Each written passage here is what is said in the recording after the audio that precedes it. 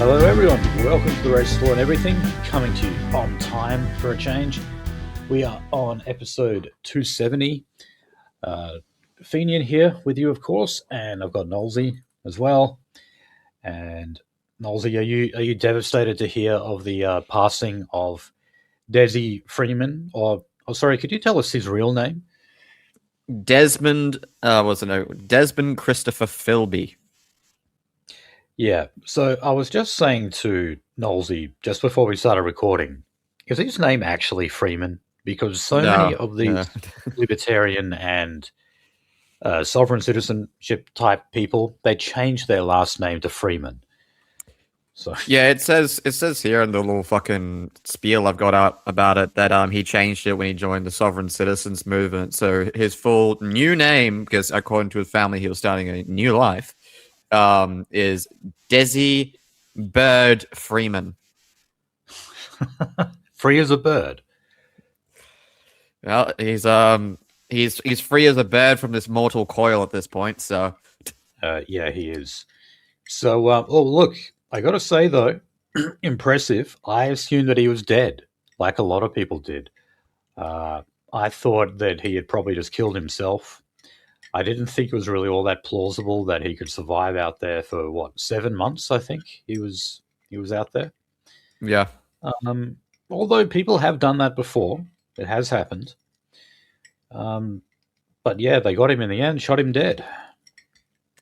Well, yeah. Here's this entire situation is fucking stupid. All right, because you've got senior detective Neil Thompson, who was the guy who basically was like, yeah, we should probably do like a risk assessment on this guy, and special operations group, because they still actually operate over there, was like, yeah, like he's not massively high, but like you should still, like, if you're going to serve him a warrant or something, still send a tactical team, because like they knew he was armed and etc. And one of the recommendations from the special operations group security profile on Desi was that, like, yeah, like we more or less need to find a reason, like a legal reason to, take his firearms off of him. Because like right now, outside of like basically being a welfare cheat, like there's nothing else going there. So they decided that they were going to enforce they kind of incited this complaint. But they're enforcing a warrant. Victorian police officers were enforcing a warrant on a sexual offences charge, like an alleged sexual offences charge. And yeah, they sent two, completely against the security profile. They sent two armed officers at 10:30 a.m. And yeah, according to even their own internal reports and the surviving officer, I believe there was 4 in total. Yeah, they basically came out. They were told to like come out guns drawn. So like, yeah, Vic Paul, you managed to get your own dudes fucking killed, like retards. Yeah, but I mean, old Desi, I think he was really just like fighting back against the cops because they took his driver's license away. Yeah, And he more or less said that he was willing to die to fight for his driver's license. And I mean, look, I don't know if we have any sovereign citizens or those sympathetic to sovereign citizens, but this stuff is never going to get you anywhere. Even if you can make a very strong case that certain laws don't apply to you, at the end of the day, what it boils down to is, can you actually convince the police officer arresting you and the judge who's going to sentence you? Can you actually convince those people? If you can't, well, sorry, you're going to be fucked by the giant dick of the law. It's as simple as that. It really doesn't matter how many books you've read, or how you interpret the laws, or how you say it's unconstitutional, or the prime minister actually has no powers under the Constitution. There's golden trim around the flag. Therefore, this is an admiralty court, and I can't be charged for insubordination twice. That's double jeopardy. Right. That's a classic one. Yeah. Okay. And Desi Freeman was a miscegenator as well. Can I just point that out? Yes. So I don't see I don't know why what he is. race he was. I don't know what he was, but no, but his wife was some like weird Asian, wasn't she? Like some jungle Asian.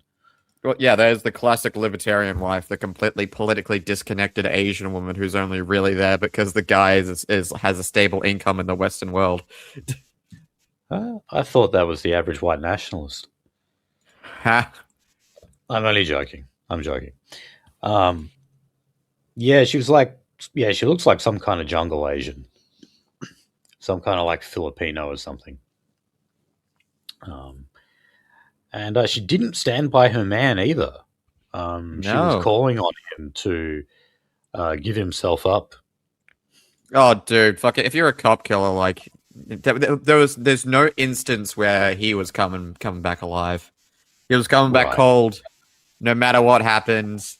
Fucking, rookie cop with a heart made of gold would very, very quickly look the other way as their partner popped him for being a cop killer. Yeah, and that may may well be actually what happened. Um, I don't know. I mean, this story only broke today. I really don't know any details. So, yeah, I guess we'll find out in due Yep. course. And well, look, guys, of course, we're gonna start off this episode again talking about Iran and petrol and diesel and all that stuff. So, we're entering the 6th week of the war now. Um, we have confirmation that there are thousands of Marines that have been sent. Um, they are mobilizing around. We're told that there could be up to 25,000 ground troops deployed, plus a few thousand from other countries. Not that there's many willing to participate. America is basically going alone here. And of course, Israel won't put ground troops in, even though they started this. But anyway, look, like I was thinking originally that the Americans would see this as a suicide mission, as just a total bloodbath for them, because, well, the Iranians have mobilized 1 million soldiers. Plus, of course, they have the advantage of the mountainous ranges, and simply because of the fact that they have been preparing for this war for decades. Uh, you know, they've got it, not quite booby traps, but, they've got everything Mm. set up to an enormous strategic advantage. So just based on that, I thought that they weren't going to do this. Ryan Dawson, though, who I have definitely been listening to a lot of lately, he is the best guy and all this stuff. He thinks they're going to do it. And look, if Ryan Dawson says that, then, it's a pretty safe bet. And just the simple fact that they're mobilizing so many troops at the moment, I mean, I can't believe it, but it looks like this ground invasion is actually going to happen. Like, what do Well, you think, shit. Halsey? If it happens, it's gonna be it might be a short shit show, but it's going to be a massive shit show. Um, we're not talking about Operation Iraqi Freedom here. We're talking about a genuinely sophisticated fucking opponent here. We're talking about an opponent that has actually managed to put like, the fear of fucking Moloch into Israel. Maybe the fear of God. Yeah. Who Right. knows? And this has all just been an enormous disaster for the US. I mean, like, if you're talking in terms of like reputation and PR, this could be even worse than Vietnam, even though Vietnam stretched out for many years. And you had, I think it was around 50,000 US dead in Vietnam. You'll end up with less here, but just the fact that Iran will be able to so convincingly defeat the ground troop invasion in such a short space of time, this is going to look extremely bad for America and Trump, of course. Yeah, I mean, look, I know it's still a while off, but I think the Dems are going to probably win the next election. So anyway, we are an Australian podcast, so we won't get too sidetracked by American politics. What is Australia's role in all of this? Well, so there Suffering. was a national cabinet called today. Now, this is mainly to do with petrol and diesel, of course. So you may not know, but you pay around 52.6 cents a litre in excise tax for both petrol and diesel. So the government did announce today, after the National Cabinet was convened, that they're going to cut that by 26.3 cents a litre for 3 months. So, sure, that will make a bit of a difference. The coalition had actually been calling for this for a while. They brought it up in question time several times. Um, I would like to see the excise tax just go completely. Like, Yeah. to me, it's just like, okay, look, we have a GST, don't we? That's our tax that we apply across the board at a flat rate of 10%. I don't see why we should have these like sin taxes on alcohol and cigarettes and petrol. Um, so yeah, while I would like to see this entirely abolished, I guess this is better than nothing. Um, I filled my tank for $150 last week, which is just insane, I think. Yeah. And I'm one of those people, like, I drive around a lot, like, to get to where I have to work. I'm one of those poor sods who has to do that, who has to do a lot of driving. So, simply the cost of me getting to work has increased significantly uh, since all of this broke out. And, you know, I'm glad that I would be able to pay just that little bit less for my petrol. It's normally Now, not a good idea subsidizing demand, although, like, I know, like, like when I woke up this morning, I went past the service station, and yeah, like last time I looked at it, fucking diesel was like a little over $4 a liter, and then when I drove past this morning, it was like 3.80. So I was like, oh, okay, something must have happened overnight. Unfortunately, yeah, it was just subsidizing demand, which is not a good economic policy. no, but I mean, it's like, what else can they do right now? Um, because look, in all fairness, Chris Bowen is right in that this is actually much more to do with panic buying than it is actual shortages of shipments coming to Australia. Um, that hasn't really flowed through the system by this stage. What has happened is that demand for petrol has and diesel has pretty much doubled. I know in Adelaide they said it actually had gone up by 139%. So in some places it has more than doubled. And I'm sure by now we've all seen the footage of people taking huge jerry cans to the station and filling them up. And some people have been naming and shaming people, like videoing them and then like basically doxing them and Yep. shaming them. Um, yeah, look, unless you're filling it up for, to run your lawnmower, then no, you shouldn't be filling up your jerry can. Um, but no, look, with Yemen now in the picture, there is another strait that could be interrupted. Um, and you know what I find kind of funny out of all this? Last week we were talking about just how much money America has spent on this war. Um, the Iranians may actually be profiting from this because they're effectively running the Strait of Hormuz as a toll road. You know, Yeah. you have to pay a fee to get past it, and they're earning a lot of money from that. Uh, whereas the Americans are just pissing it to the wall every day, as the Israelis are intercepting their missiles, because it costs so much more to intercept a missile than it does to actually fire one.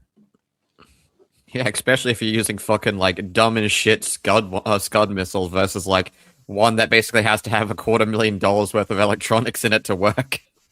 Yeah, right. um, okay, so around 470 service stations around the country have run out of at least one type of fuel. Um, and the government says that they will underwrite the delivery of additional fuel cargoes to stabilize supply. In other words, they financially guarantee it to come in. Um, so yeah, the opposition's really only just been calling for the halving or some kind of cut to the excise tax. They've got that now, so I don't think this is really going to damage the government all that much. And people do understand that this is obviously these are global circumstances that are completely beyond the control of the Australian government, uh, and that's definitely true. So you know, I don't think, despite what Sky News says, I don't think that everyone is cursing Chris Bowen at the Bowser. If No. anything, I would say they're cursing, those of a certain tribe.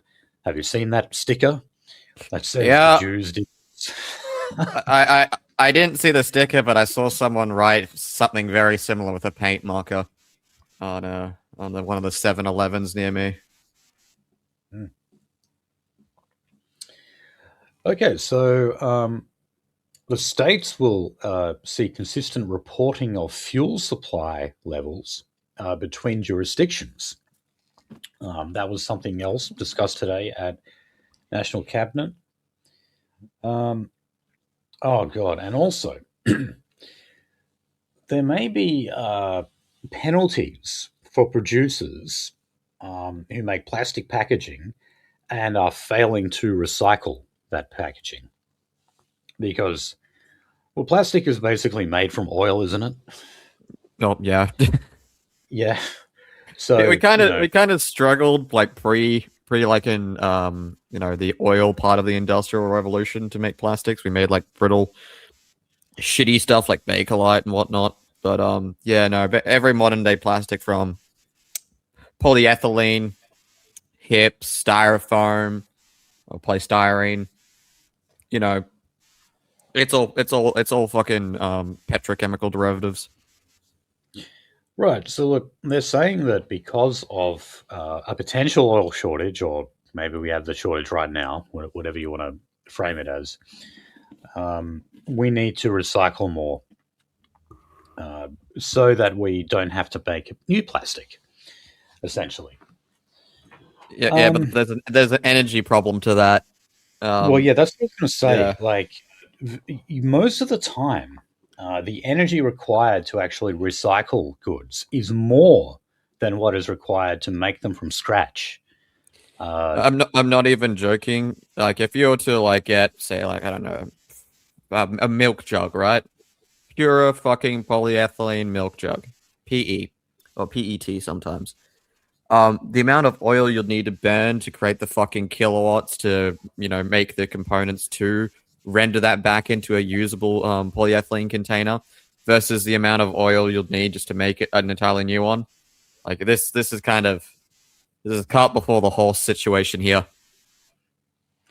yeah, so I don't know if this would really make a difference. So, yeah, the government is considering a levy on industry to aid in recycling, and also introducing targets for minimum amounts of recycled materials in plastic products. Uh, so, Oh well. Murray Watt is the Environment Minister, and he has promised a scheme to fix Australia's broken plastic recycling system.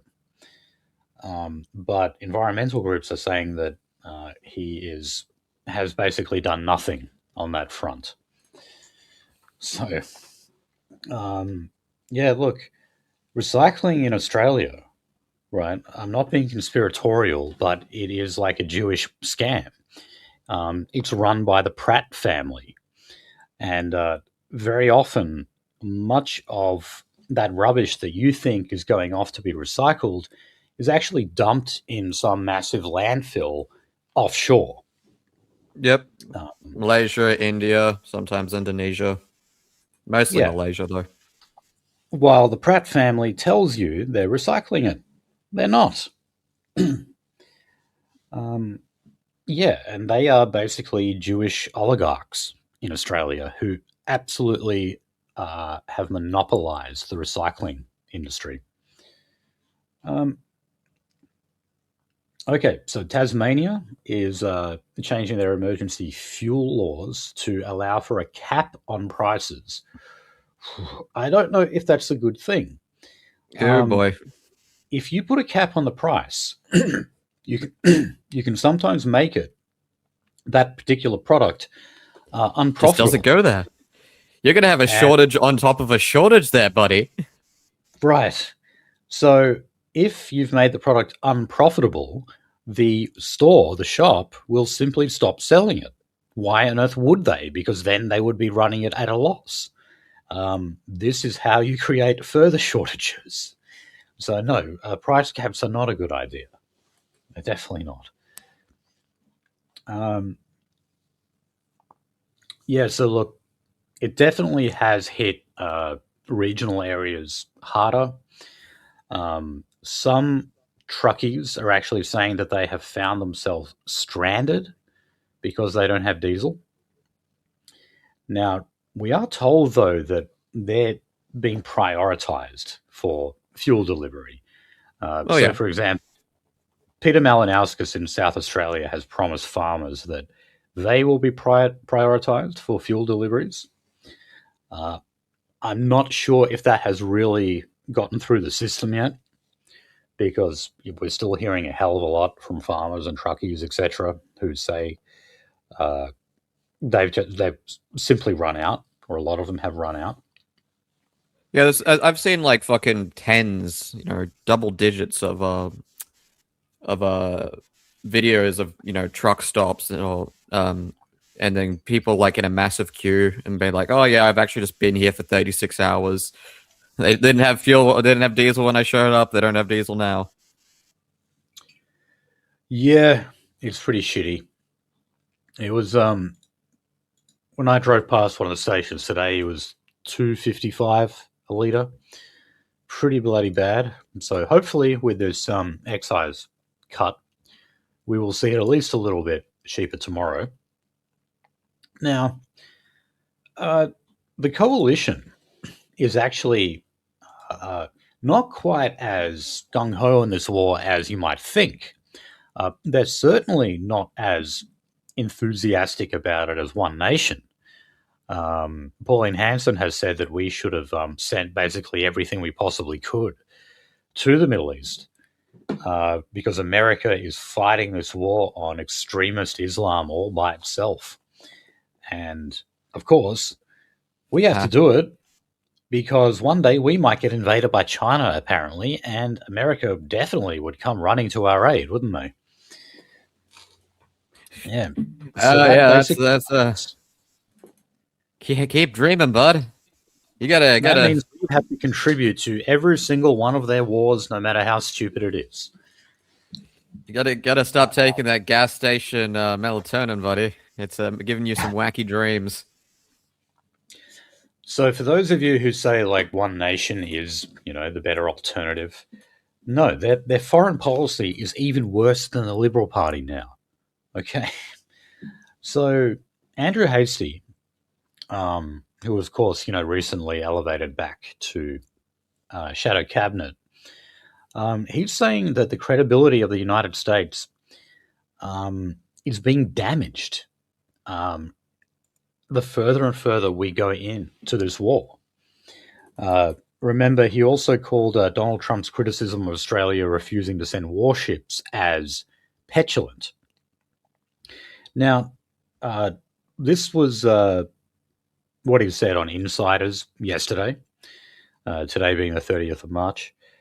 And he did, he cucked a little bit and he said, well, look, if you're asking me whose side am I on, I'm definitely going to be on the side of democracies, that is America and Israel, rather than the extremist regime in Iran. He said that. But he did basically say that there's no reason for the war to continue, and there's certainly no reason for Australia to contribute offensively. You know, we're just Yeah. offering help in a very limited capacity where we're helping Gulf states intercept missiles. One of the reasons for that is because Iran has actually destroyed a lot of their radars, which obviously makes it harder for them to know when a missile is coming. So that's our position, and the coalition doesn't seem to want to go any further. So they are restrained in their neoconservatism, you could say. It would probably be a very different story if you had like John Howard leading the Liberal Party. Oh yeah. Look, So, if the Jewish screams get loud enough, we'll probably end up there anyway without it being a choice of our government functionally or the people. Because again, there's a tipping point. There's a sheckling point where where basically like the discontent, political discontent, is completely acceptable for the safety of Israel in this country. right, and I mean maybe that's actually motivating a lot of coalition members. They're actually trying to preserve what good reputation Jews might have left in Australia. They're like, shit. Anti-Semitism really is rising in Australia. Would it be such a good thing if we accelerated this war even further and made people even angrier at the Jews for giving us this crisis that none of us want to have anything to do with? A lot of people are going to die unnecessarily. I don't know. I mean, they already have. Yeah. Israel have killed around 1,000 people in Lebanon now since they went in there. Because remember, they're part of this war too. And of course, they've hit at least one hospital. But yeah, if this ground invasion does happen, oh man, this is going to be absolutely fucked. Anyway, of course, the rising fuel prices are affecting industries across the board. I mean, effectively every industry will be affected in some way. So when it comes to public infrastructure projects, builders are saying that the costs have already blown out by millions of dollars in some of the bigger projects. We covered last week that there was one miner in WA that went bust, after only a few weeks of increased fuel prices. And if this doesn't get you, your blood boiling, then nothing will. They're saying even the price of a pint of beer is soon going to go up. Oh, dude, I'm not even joking. $17 at our usual $17 for a fucking pint of Carlton Dry. Yeah, that's ridiculous. You shouldn't even have to pay that much for a premium like beer. What the fuck? I still remember the days where you could go and order a pint of beer, hand over a $10 note, and you'd still actually get some coins back. Yep. I remember those days. Oh, how far we've come. So, all right. So, look, just the last thing on the conflict, although we will kind of touch on it a few more times throughout this episode. The Victorian government, they are investigating around $200,000 in grants to the Taha Association Centre. Now, this is a Muslim group in Melbourne, and they publicly mourned the death of the Ayatollah, the supreme leader. So, while there was a lot of coverage of Iranians or the Iranian diaspora celebrating the death of the Ayatollah, there was actually also quite a few who mourned his death as well. So, not everyone from the diaspora is like some kind of Uncle Sam Zionist. But yeah, it depends. What revolution? Like, did you flee because of the revolution? Because there's the group that fled because of the revolution, and there's the ones that are just over here because we're a Western nation and they're not white. So yeah, look again. It's like, why in God's name do we have people here doing that for either side? Whether you're celebrating him or you're mourning him, you're talking about an Ayatollah, some guy who speaks Farsi on the other side of the world. Australia just should have nothing to do with this, nothing at all. So it again just shows like people bring their politics, their grievances, their culture. They bring everything. All of that baggage comes with them when they migrate here, and it doesn't go away. There's no amount of kumbaya and fucking drum circles and etc. that's going to make seething ethnic hatred disappear. Definitely not. Definitely not. Okay, so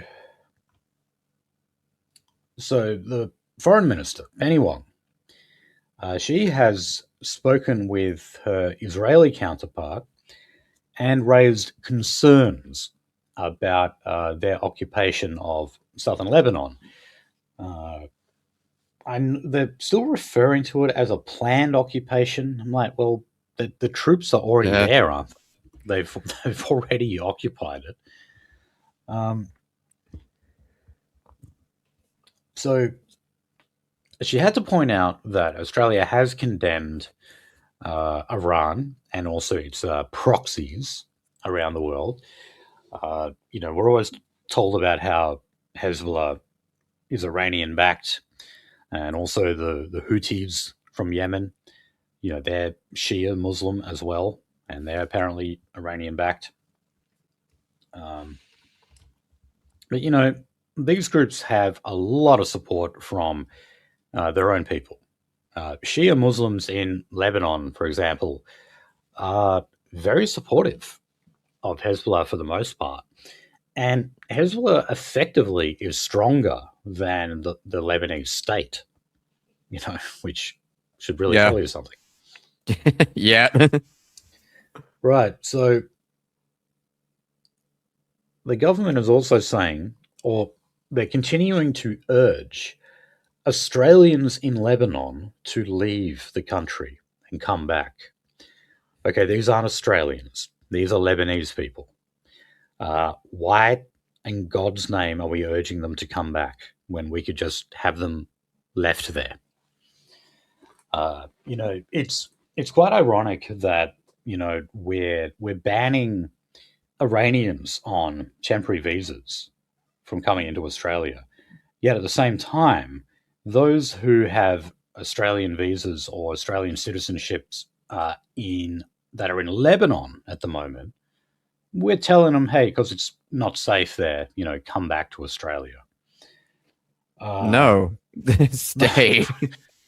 Why should we do that? Cancel their visa. We should tell them to stay and protect their homeland.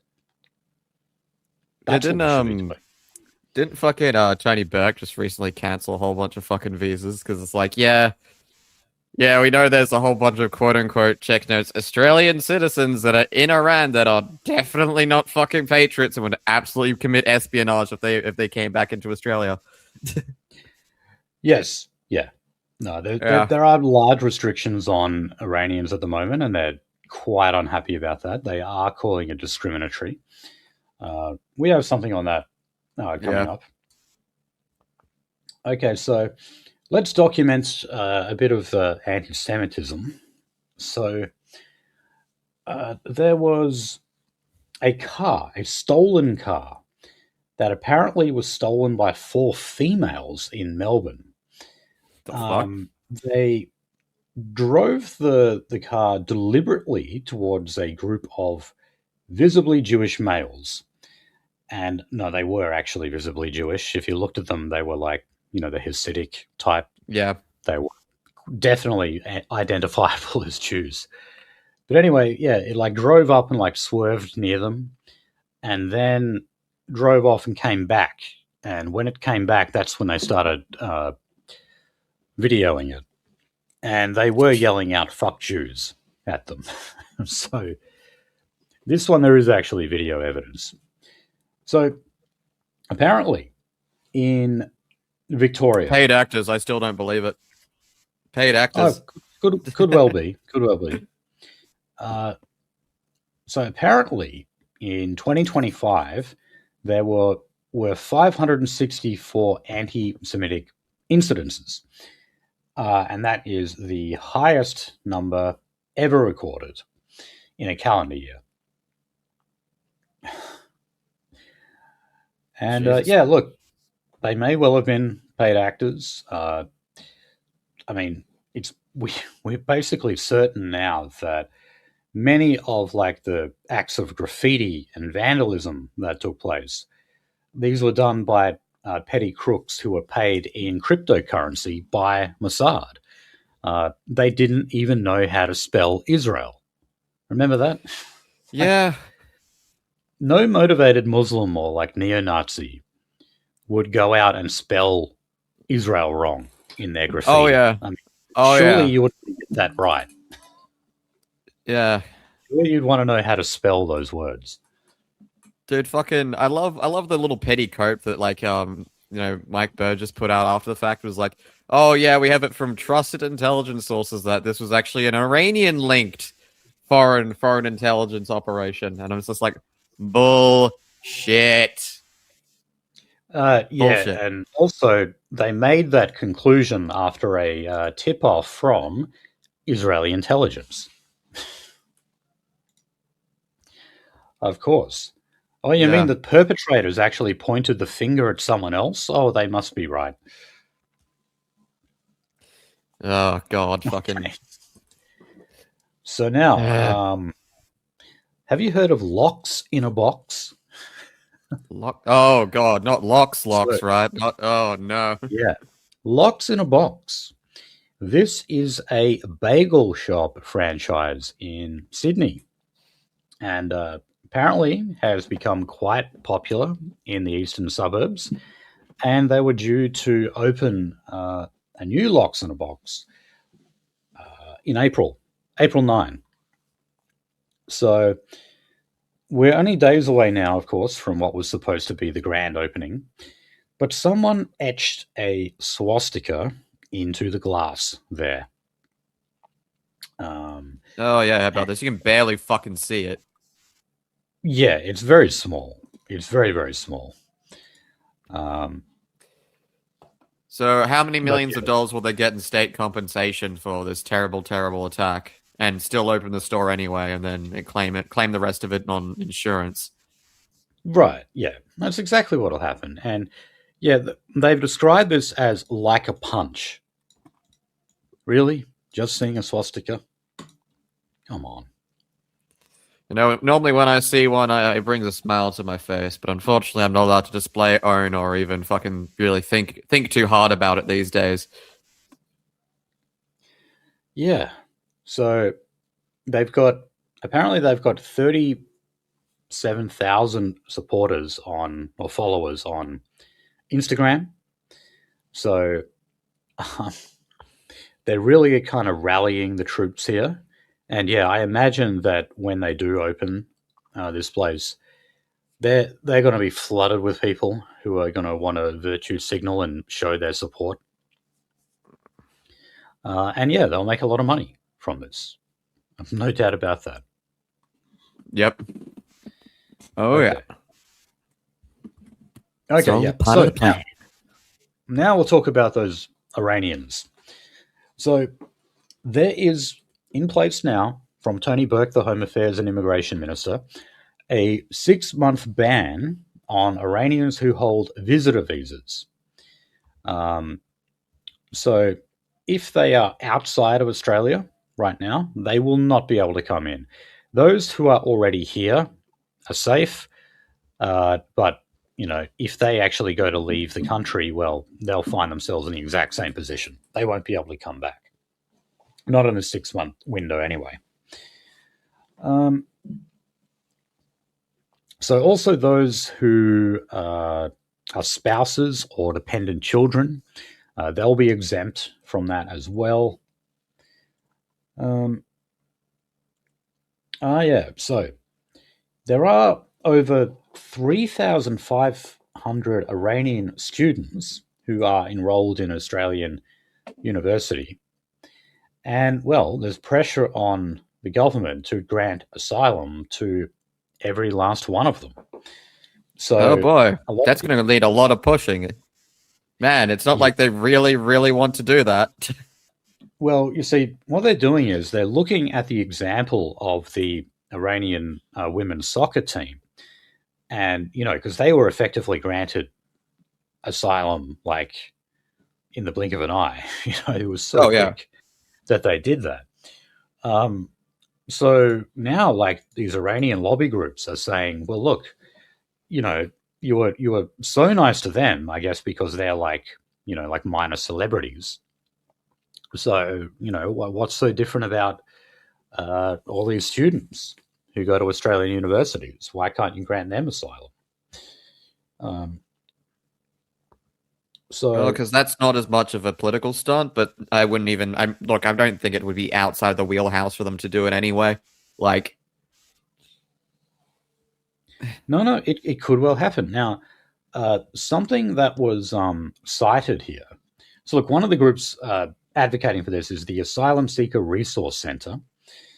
Uh, they're pointing out that back when Tiananmen Square happened in 1989, Bob Hawke actually granted asylum to 42,000 Chinese students. See, we've had a shitload of fucking Chinese students enrolled here for a long time. Holy shit. I still remember Um, going to university and seeing like unironic ethnic conflict, and not even just like China versus yeah, not even fucking like Chinese ethnic group versus other ethnic group, like internal struggles within China.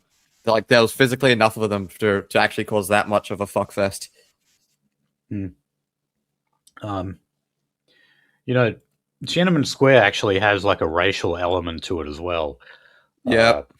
there were blacks studying, yes, black students studying in China, and the ones who were there were known to be sexually assaulting uh, Chinese women.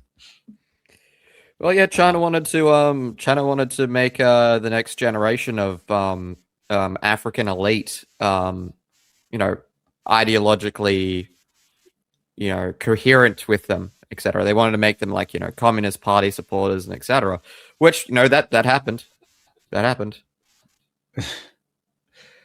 yeah, I mean, it's part of like the third worldist view, I guess, of like the Chinese communists spent a lot of money on like the revolutions or trying to create revolutions in Africa for the cause of communism, as did the Soviet Union. And, you know, they did not adequately recognize the reality of race. They Yep. thought that Africans could simply be malleable types, that you could change their human nature, but you can't, can you? Yeah, Uh, well, they've eventually China figured out all you need to do is just actually buy the leadership because they're all incredibly corrupt. And, historically, Africans have loved to sell out their own people for a handful of shiny baubles. oh yeah, yeah. I mean, there isn't corruption in the system in Africa.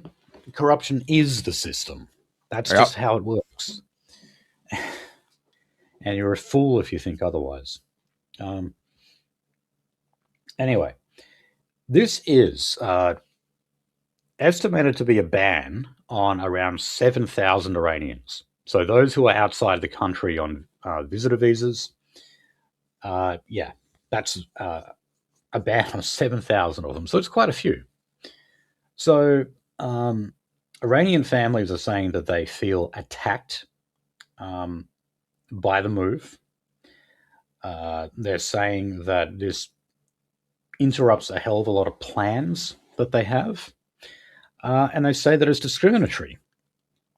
They say that there shouldn't be any reason to block these people because it somewhat is under the assumption that, you know, they're supportive of the regime simply being Iranians. Um, Look, I just don't care. Yeah. You're Iranians and you don't belong here. I could probably get along with you better than like the average Arab. Um, but I'm sorry, you don't belong here. Um, I could I could maybe sympathise with some of the tourists. I mean, even in an ethno state, I would allow a degree of non-white tourism in the ethno state. I Yeah, would it's never an allow blacks industry. to go. You have to be. What? Yeah, I was gonna say it's an industry, but yeah, you have to be real fucking careful with that because that very quickly becomes a gateway to lawfare, um, for immigration status, That is true. Yeah, or just straight up being an illegal. You know. yeah, but I wouldn't want to like prevent people from having a holiday in Australia. No. Uh, but I would if you're black. I'm sorry. Uh, if you are from a racial group that has a high chance of committing a crime in Australia, then sorry, you don't get to holiday here. Um, Yeah. Fuck no. okay, now, believe it or not, Chinese students are actually remain the largest international student group we have in Australia. This is despite the fact that we are getting more migration from India. Yep. We do get more migration from India than anywhere else in the world, but we get more student migration from China still. Now, they're warning that that is changing. Uh, the two main reasons is that a lot of the degrees that these students would get, uh, they were pretty much guaranteed to get a pretty good job in Australia once they had finished it. That is no longer the case. Um, no, this is for a variety of reasons. I guess you could maybe say AI is one of them, but that's only Yeah. one of the few. But the other thing is, a lot of them are actually just better off studying in China because China uh, is able to offer the same kind of employment as we are. Chinese living standards have obviously improved enormously over the past couple of decades. Um, so yeah, we are seeing a drop. So a 25% drop in the number of student applications over the first half of 2025 to 26. And that follows a 12% decline over the previous financial year. Um, Well, also we've incredibly devalued degrees, and the international academic community is now kind of noticing that. yeah, I mean, to get into like a law degree now, what's the ATAR you have to get for that? Like, I think it's in the 70s. Fucking Uh, Jesus. I mean, it used to be if you wanted to go and do law, you had to get an ATAR of like what, like 92 or something. You had to get a pretty bloody good score. Um, and now it's pitifully low. And yeah, when you do that, you devalue uh, the degree, and it doesn't take long for employers to recognize that. They'll say, "Oh, you've got a law degree, okay, but you really need to show me more because you could still be a dumbass. You know, Yep. you're going to have to show me more." Um, which is why I know that like employer groups are asking now more than ever, like, show me your academic transcript. It used to be they didn't care what your grades were, basically. Now they do because they need to know how well you actually went. Everywhere is a degree mill these days. Yes, yeah. So they need to like look closer now to see, just how valuable your education is. Yeah. So look, of course, I'm glad that less Chinese students are coming here, but we're getting more and more Indians, more Pakis, more Bangladeshis. We're replacing them with worse, basically. You know. Yeah, Well, they used to be creepy, ethnic networking, kind of perverted guys, and now we're just replacing them with straight up rapists. Smelly right. rapists. Look, I don't want Asians here, but Asians like generally don't bother me. Um, I've worked with a lot of them. They've always been friendly people. they don't go out there and commit crime. In fact, they commit less crime than white people do. In our countries, that is. It's a kind of a different story back where they come from, but yeah, yeah, we're replacing them with people who shit in public swimming pools. Something else we're going to discuss. Oh yeah. All right, so the final story we have on the topic of immigration today is on a woman of Chilean descent, Adriana Rivas, who is facing extradition to Chile from Australia for taking part in torture and kidnapping while she worked for the Augusto Pinochet regime in the 1970s. Oh, fucking based. Well, look, I remember when I first started getting into internationalism, Pinochet was like a big thing. You know, it's like oh throwing yeah, people dude. helicopters. Pinochet posting, yeah, and what was that one fucking weird libertarian dude? Is like physically removed, so to speak. Like he basically used libertarianism. It was like, yeah, here's how you make it like a non, yeah, Hopper, yeah, like here's how you make a non-retarded thing using like libertarian principles to get you there. Yeah. He basically said, well, look, you know, all right, libertarianism might say that you have to allow drug use, prostitution, homosexuality, or whatever. Well, okay, but you can still form like a covenant community, like based on private property. And then you essentially pass like a mini constitution that says you can get rid of the vagrants and the drug addicts and whatever. But anyway, Chile has actually has been trying to extradite this woman, Adriana Rivas, since 2014. She's now, as you can imagine, an elderly woman who works as a nanny. And oh she god, is, it's that fucking meme all over again. There's like an anime meme. It's got like in the foreground there's like someone holding a photo of like what looks like to be an anime girl dressed up as like an SS officer executing someone, and then in the background you can kind of see the same anime woman like dressed up like with the traditional thing taking care of a child at like what seems to be a daycare center. It's literally the fucking meme. Yeah. So there is a 2-day final federal court hearing that comes up, today. Yeah. I'm not sure what the outcome of that was. Obviously, conclude tomorrow. It's 2 days.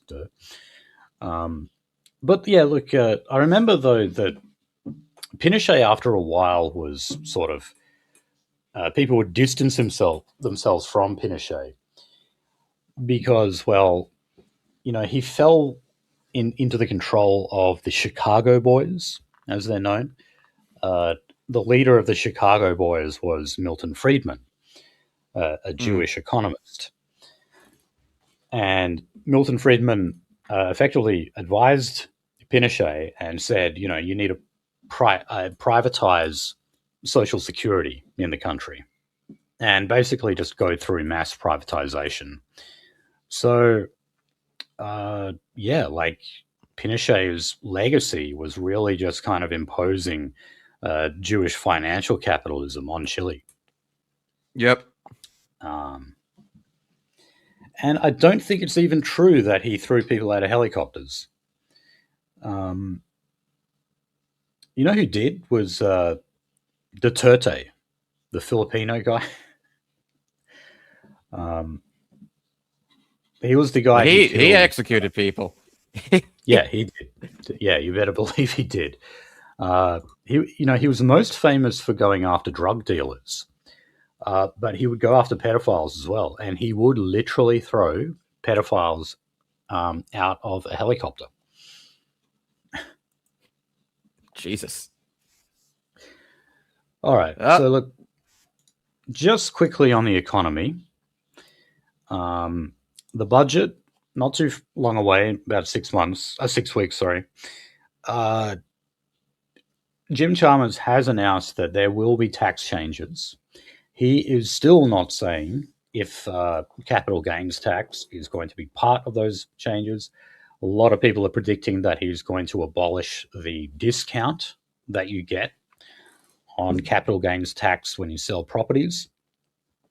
Uh, but no doubt, what's happening now with fuel crisis and everything, uh, they'll be tinkering around with that stuff as well. And yeah, Well, we are still here's tipped to hit 5% inflation very soon. Probably that's going to mean an interest rate hike as well. And it is obviously definitely going to put housing prices up even more.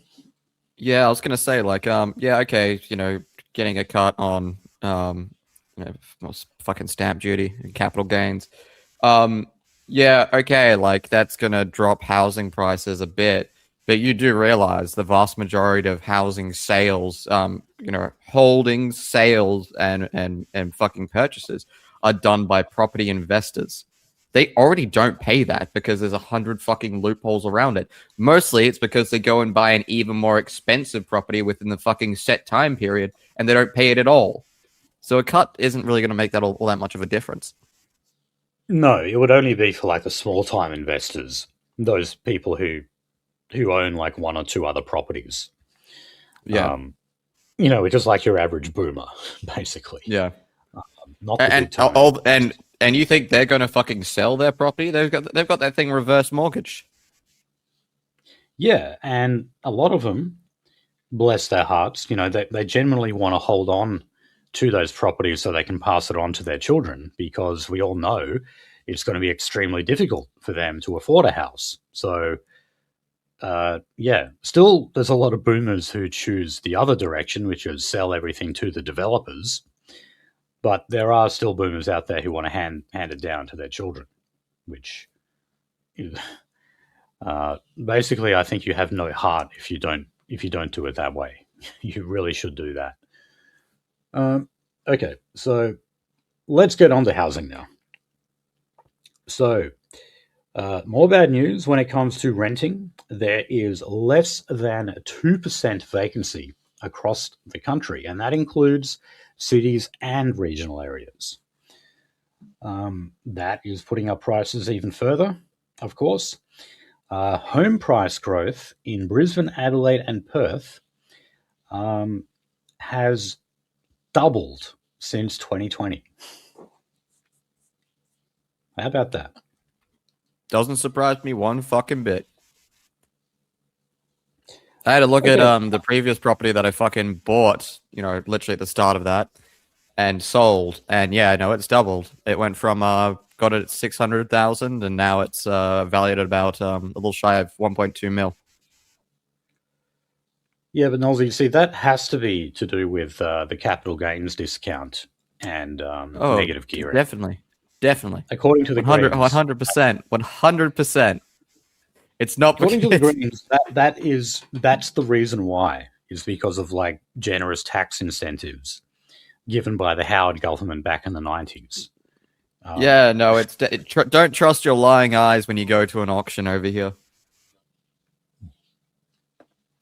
Okay, so let's talk about how real wages actually stack up when you take into account what people are paying on their mortgages and for rent. So, Australian real wages are 9% lower than they were in 1998 when you account for house price growth, inflation as well, and whether or not you're paying for a mortgage or you're renting. Uh, your real wages are 9% lower than what they were in 1998. Uh, Yep.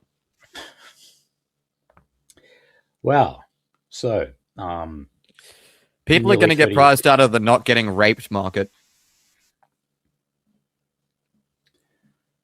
Oh, God. So, yeah, this effectively means that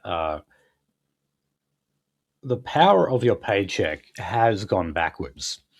and has been doing so for a number of years. Uh, it's easy to see like why people can get fooled by that, simply because your wages do go up in absolute terms, but not everyone sits down and works out the calculations to see, is the power of your dollar actually the same? And obviously, it isn't. Yeah. So, if house prices had accounted for 8.5% or 15% of the official inflation weights, the result is that real wages are 0.5% and 9% respectively lower than they were in 1998. Oh, jeez. And these figures are actually coming from the IPA, uh, which is basically a libertarian think tank. And they usually, they don't want to say, they don't really comment on real wages.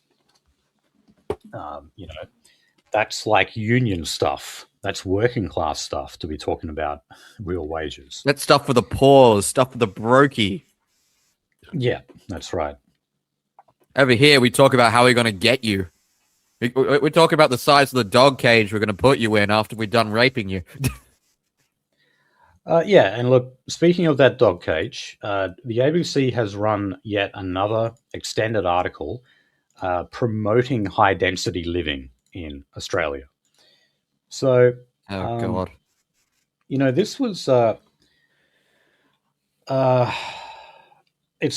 this story actually started out quite good. I liked the first line of this story. So, here's what it is. It says, "Will we be bringing our backyard?" My 3-year-old son asks when he first walks into an empty 2-bedroom apartment in Melbourne. I had just finishing explaining that his toys and our furniture would be arriving soon in a truck. So this young boy was hoping that the backyard would be taken with them. But Oh, boy. no. Now, afterwards, though, this story just goes into how amenities are closer, that they're right near public transport, that they're closer to where they work, all those kind of things. And basically, the thrust of the argument is all right, it may be smaller, your kids may have less room to play, but at the end of the day, the benefits outweigh the cons. Yes, I'm right next to my my wage slave cage. The mobile minority transport tube is also very close to me, and I get to live in my little rape hut. The hut for the raped. Then the raped in this instance is me. Yeah, and I've got the shops and the electronics store and all that stuff to be a vapid consumer as well. That I'll find very fulfilling. Yeah, God. no, it's bullshit. And look, the article also points out that a hell of a lot of these families who are making the switch from a house to an apartment don't actually want to do it. They're doing it because they're forced into it, because they simply can't afford the house. Or maybe the house that they can afford is too far away from the city centre where they work. And so they get forced into these tiny boxes. Oh, Okay, boy. so Christina Keneally, she has basically apologised for her time as New South Wales Premier and also the Planning Minister, which she was in that administration too. She's apologised for not developing the Glebe Island into a housing area. That development is now occurring under the Minns government, and they said it's going to accommodate up to 8,500 homes. But when's it going to be finished? I'd say at least 3 years. Never. I think you're being generous. Yeah. I mean, the reality is we have a housing crisis, and you need space right now for it. Even if we do end up meeting these housing targets over the next few years, which we won't, that means that the situation is certainly going to be with us for much, much longer. They're doing a similar thing in Hobart. So the new stadium that they're building there for the Tasmanian Devils, their AFL team, that's going to include a huge amount of housing as well, we're told. And yeah, I mean, even in Tasmania, house prices and rent prices are very high. Maybe not as much as mainland, but they're still very high. Yeah. Uh, Now, I saw this story and I just kind of thought, wow, I'm surprised there's not more of these. So, a Perth public servant helped her partner skip the queue on a public housing wait list. Um, so, this woman has been sprung. She's a white woman, or at least, that's what I could see when I looked at the photo. And she was actually in deep, deep trouble. Like, she could actually go to jail for that. Um, Even though I would say that's like comparatively like a small thing. I mean, we were talking, well, we talk just about every week now about people rorting the NDIS, and you know, it's huge amounts of money, like hundreds of thousands of dollars that they manage to fleece off the system. Whereas this woman just got someone skipped ahead on the housing queue. Oh boy. Like the two don't compare. Okay, fine. What she did was wrong. She shouldn't have done it. But I'll is it give, actually that big of a big deal? this is hesitant applause. I will give hesitant applause to Drew Pavler for fucking managing to identify that one fucking place and literally blowing them the fuck up and getting them to shut down completely, because they were posting like drift videos and luxury cars on their literal healthcare provider Instagram page. They're like doing money flexes and shit on the Instagram page linked to their business with their business name. Jesus. Yeah. Well, yeah. And okay, how does that compare to this? Here's one. Corrupt, yeah, but what the fuck? We're talking magnitudes of difference here, bud. Yeah, and this poor woman, she actually lives in Mirrabooka, so Oh god. she might be an applicant for public housing herself here. I'm like, yeah, I don't know. Yeah, I read this and I just thought, like, did we really need to name and shame this woman? I It's was a bit gonna say hypocritical. you know you're in a fucking shit area when there's an Ethiopian restaurant in the main street, man. And it's not even it's not even like an actual like commercial building. It was very obviously a residential building at one point. Yeah, I remember I was there. No, Like, I've never been there. oh, you've never been there? No, I've been to Mirrabooka. Holy fucking shit! It's not all that far away from me. But like, no, I've never Yeah. been to that one Ethiopian restaurant that looks like hot dog Oh, shit. right. Okay. No, but I remember I was I wasn't in Mirrabooka, but I was in one of the surrounding suburbs.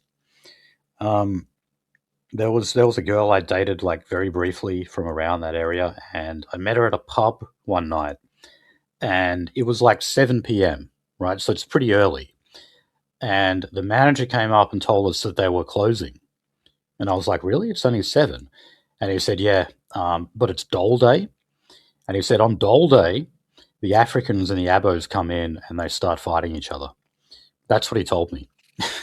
And I guess 7 p.m. is when that bank bank deposit clears. And I've Yeah, never been on I don't know. fucking But that's what he said. He's Centrelink. like, they collect their welfare. I was surprised he was that honest with me. Like, I was like, okay, fair enough. We'll get out of here then. I used to work damn near close to a Centrelink office in my early 20s, and I remember the boss man would always like be really really like fucking specific about making sure the computers were locked and making sure the metal roller shutters were all done, and all everything, the entire place was like literally vacuum sealed on welfare night. Right. Oh, man. We used to get Yeah, crazy, these used to walk lovely in as well, suburbs. try and steal shit. Okay, so, yeah, I mentioned the housing targets. Well, The government's current target is to build 200,000 homes. I believe it's by 2028. Look, unsurprisingly, industry is saying that no, we're going to fall well short of that. And when it comes to those waiting to actually build their own home, there's a 73,000 home backlog. My God. Oh wait, no, sorry. The overall goal is 1.2 million houses by the end of 2030, but they want the 200,000 homes done this year. Jesus. Get... Yeah, no. No, we don't even have a tenth of the fucking construction industry to do that, I would wager. Yeah, well, that's why we need more migration, isn't it? To get more of those workers over. I saw Corey Bernardi the other day. Now, I'm not shilling for him, but he pointed out that last year we took in almost 300,000 people, and only 0.5% of them had training in some kind of trade that you could use in construction. 0.5%. So, no. The idea that we're importing all of these skilled workers to fix the housing crisis is just rubbish. Right. Yep.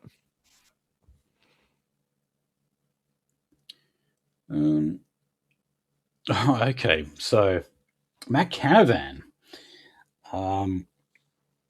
he's talking about a housing shortage and also an expanding homelessness problem in Rockhampton. Yeah, a lot of country areas are reporting like a lot of homelessness now, even though that used to just be a thing of the city centres. For example, Margaret River, there's meant to be a whole load of like bums in Margaret River now. I've been down there a couple of times and I don't think I ever saw one. I didn't notice one anyway. But anyway, there's what is this? The Olympic rowing is about to be showcased in Rockhampton, and apparently Canavan's son is an enthusiastic rower himself. But yeah, they're looking for more infrastructure there, which will mean more housing. So yeah, they often do this, like, when it comes to last week we talked about the Commonwealth Games, how they were actually supposed to have kicked off in Melbourne by now, or out of Melbourne. One of the biggest rug pulls in the entirety of Australian history, right? Fucking there. It absolutely was, yeah. And they did spend, I believe, billions of dollars on what infrastructure they did start anyway. But it was sold to us again. Like they were saying, oh, look, we're going to build a shitload of housing here as well. And then they cancelled the bloody thing. And the housing that they were supposed to have actually built is not being built. Yep. So when Matt Canavan says that this Olympic rowing event is going to bring lots of housing to Rockhampton, sorry, I'm very skeptical of that. Okay.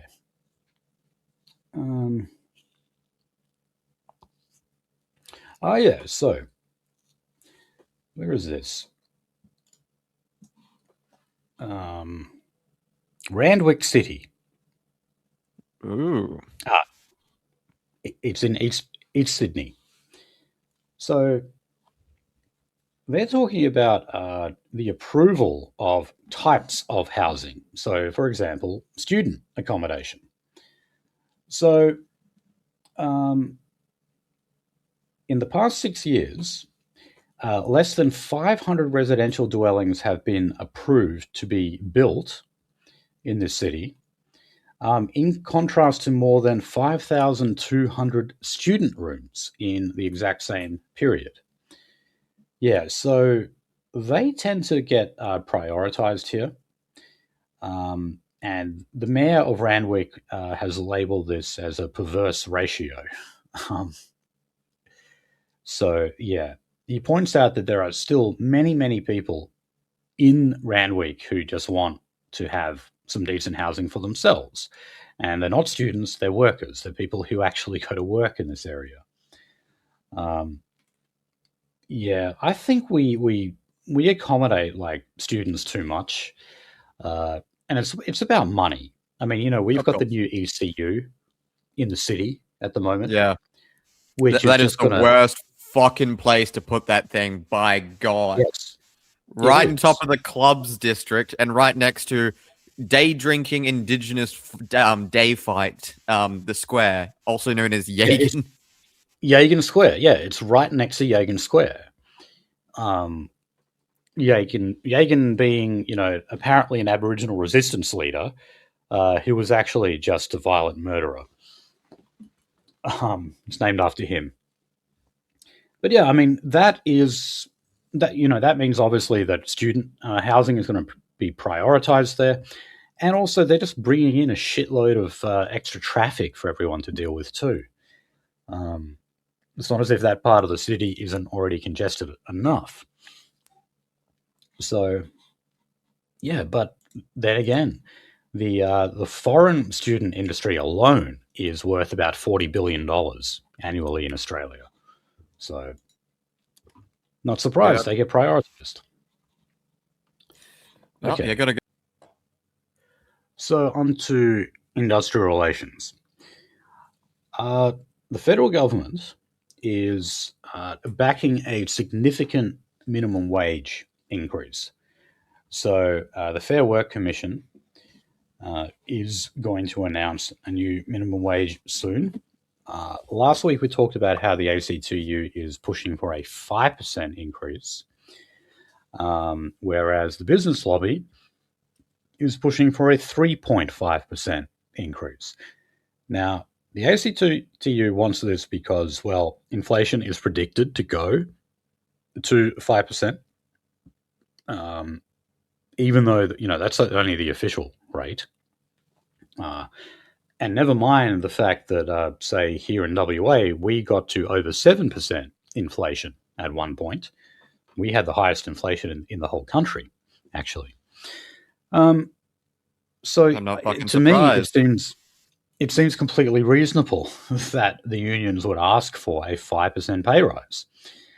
Now, the government has said that the pay rise for minimum wage earners should be above the inflation rate. Now, they've stopped short of backing the ACTU when it comes to lots of people on the award wages and things like that.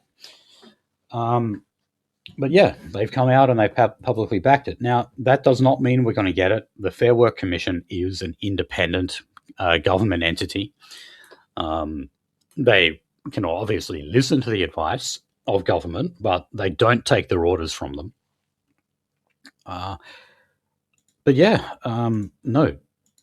Considering the fact that we've heard that real wages are worth 9% less than what they were in 1998, surely these people deserve to have just a little bump in their pay. All right. Now, yeah, the business lobby is accusing Labor of undermining the fight against inflation because they have backed this. Now, they're saying they want it by 3.5% because apparently that's enough for them. And simultaneously, it will help keep the inflation rate down. Yeah. Let's see. Yeah, so the Chamber of Commerce actually said that the government stance here is a sop to populism. Oh, God. Yeah, maybe it's because no one has any fucking buying power. I know increasing wages is like fucking everyone cries about that being inflationary, but fuck it, why not? Why not? I want to buy an extra Kit Kat when I go to Woolworths next time. How about that? Well, okay, so here's what Andrew McKellar had to say. This is the guy from the Chamber of Commerce. He said, the approach was a kind of write your own ticket we find helpful. We find unhelpful. They're telling people what they want to hear.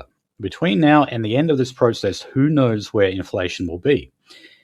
It really is just a case of a finger in the air, basically. Which way is the wind blowing? I think it's completely inconsistent with where the strategy should be, which is to get inflation back into the RBA target of 2 to 3%. How in God's name can you do that with what's happening in the Middle East right now? For God's sake.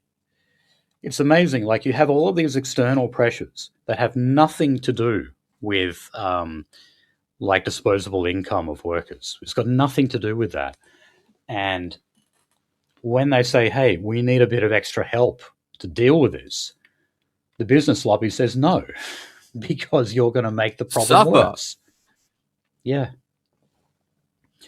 So in other words, we should always just allow external pressures to force inflation up, but we should never respond with increased wages. No, because that would mean that you'd be doing better in life. We can't have that. Right. Okay, so last week, school children in southern Tasmania got a day off. So teachers went on strike. Not the first time, certainly, this has happened. They staged a protest outside of Parliament House in Hobart, and they have said that if their demands are not met, which regards paying conditions, of course, they will escalate their actions, which will mean future strikes. All right. So, yeah. Teachers' union they're definitely one of the more militant unions I've found. Obviously not quite like ETU, CFMEU level, but they're certainly willing to go on strike. All right. So finally on IR, the Health Workers Union, they've actually launched a bid to preserve their financial ties to the Labor Party. So this was actually a ruling by the Fair Work Commission.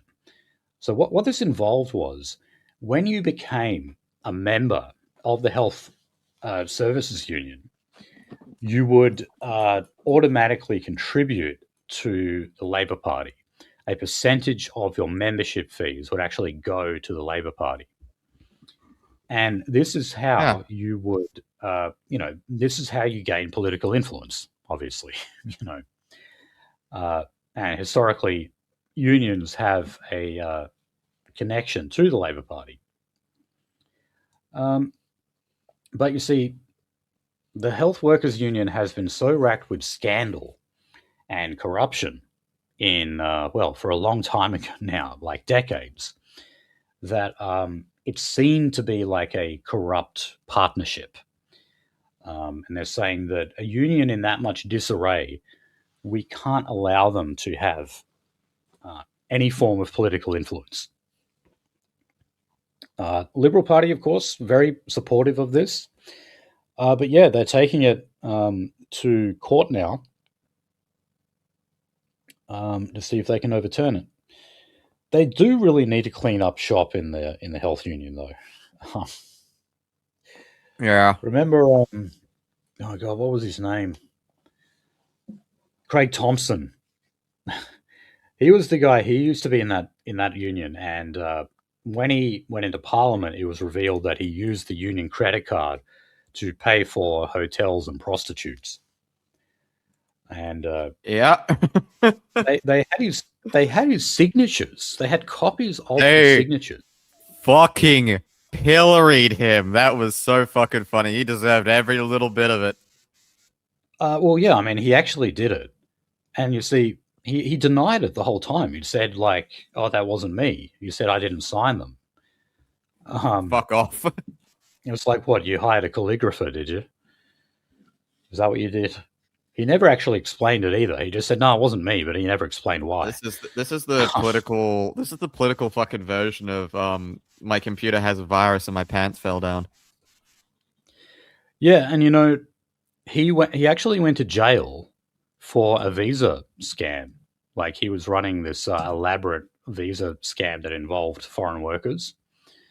And yeah, he ended up in the can. He might still be in jail. I'm not sure. Oh no, yeah, he would, because he was only jailed in December last year. So yeah, as far as I know, he's still incarcerated. Ha. Okay. All right. Oh god. Oh, and also, I didn't know this. I'm just quickly like skimming his Wikipedia. In 2022, he went to court to face 4 fraud charges in relation to falsifying documents to apply for COVID-19 support payments. Can My this God. dude just stop being a fucking criminal, man? Yeah, he also violated an AVO, which is, a domestic violence protection against the woman you're beating. Um, oh yeah, yeah. So what he went to jail for, it was over 130 fraudulent visa applications over 4 years. That resulted in a $2 million profit to him. Right. So just in Jesus. case you were feeling sorry for this guy, no, this guy's an absolute piece of shit. And he was one of the ones who came from the health union. Okay. All right. So we've got a new report out by Southerly 10, which is a global consultancy um, firm. They've done a study on wind power. So they're saying that developing Victoria's wind power industry off the Gippsland coast could cut the number of power lines needed by about 930 kilometres. And of course, if you cut the number of power lines, you simultaneously cut the cost of power. Yes. You So, increase the yeah, I mean, overall efficiency. yeah. And well, I mean, we see these things every now and then that come out and say, like, okay, we've got like a new way of um, planning the infrastructure so that we can take the power prices down. Um, but I don't know, they're just never very much. And usually, I mentioned this is a global consultancy firm. Uh, these are usually corporate entities that have a financial interest in green energy, and they come out with crap like this. Um, Ha. or you've got like the CSIRO coming out saying that nuclear power will literally cost like hundreds of billions of dollars to get off the ground. I love it. It was literally like American nuclear firms like, are you retarded? Mm. So they said that reducing the need for transmission investment is the largest contributor to system cost savings, or at least in terms of the offshore wind production of power. Um, so they're also using this as a way to sell it to farmers because remember, those in regional areas, they're the ones who have to bear the brunt of those transmission lines. And some of them are even subject to eminent domain, meaning that they just take your land Yeah. and there's nothing you can do about it. Uh, some of them are just going to form like actual human shields to try and stop that stuff from happening. And I think that is actually going to get quite ugly. I mean, they've won previously, but this is, and this, you can win a battle, but this war is not going to end with the government. No, but like this is their response though. They're like, oh, okay, well, we just need to expand the offshore wind industry instead, Ha. so that we don't piss off so many farmers. Allow me to put a piece of very, very sensitive, like highly fatiguing piece of equipment in one of the most fucking like corrosive environments on the fucking Right, on the Earth's surface. So he allowed me to do that. surrounded by water. Surrounded by salt water. Yeah, See, that's an amazing idea. Gotta love it. I mean, wind turbines don't they only like last for a decade or so, and you basically just have to rip them down and build them new again? Yeah, it's mostly the blades. The blades are consumables. The blades only actually go for a couple of years, really. But yeah, they keep changing the blades out, and eventually they just stop doing it. Mostly because something is wrong with the gigantic fucking motor on the thing at that point. Right. Okay. All right. So a review of Tasmania's climate legislation found a reliance on carbon storage. So, because they're not diversifying the ways in which they can cut carbon emissions, they're saying that this threatens the state's net zero emission status. Um, so, yeah, carbon storage is, I guess, one of the more controversial methods because you can eventually release it into the atmosphere. Yeah. But yeah, the Liberal Party there is being critiqued for like not diversifying it enough. You know, not having enough solar, not having enough wind, um, not passing laws against deforestation, which is a big thing in Tasmania, of course. Ha. And finally, the Mount Alexander Shire Council. They've agreed to ask the federal government to introduce a levy on fossil fuel companies to help fund disaster recovery. So this levy would apparently raise the funds necessary to pay for the climate damage that these corporations were causing. Okay. Okay. Don't we already do that? Yeah. I mean, like that. I think in most instances it's company policy, like it's an internal policy of theirs, and like they go and put away like a certain amount of funds for the sake of PR. But yeah. Yeah, and I mean, like, you know, we have the petroleum resource rent tax, we have the mineral resource rent tax. You know, I was talking before about how, you know, consumers are subject to excise tax on top of GST. Well, Yeah. corporations are subject to these other quite exorbitant taxes on minerals and fuel.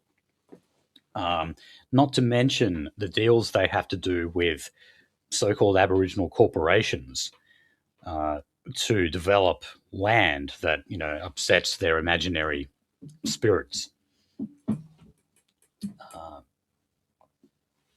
But yeah, now they're saying, oh well, they've got to pay even more to fund the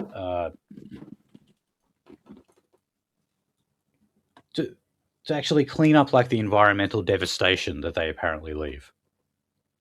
Well, look, if there's a decent report on this and there's a decent body doing the examination for this, yeah, I could see it. I could see this being not shit, but ultimately, at the end of the day, like, if it's abused, like, you know where the costs of this end up going, right? Yeah. It's the same as the fucking carbon tax all over again. You just ended up with like a slight deficit in our mining industry and fucking power companies charging an extra like $100 a bill. I mean, we covered that very extensively. Yeah. Yeah, well, I mean, you see the guy in this story here, the councillor, Lucas Maddock. He's the one who put forward this motion to have this levy. He's got an Aboriginal pin and he's got a gay flag pin. Oh. So these types, they even exist in Tasmania.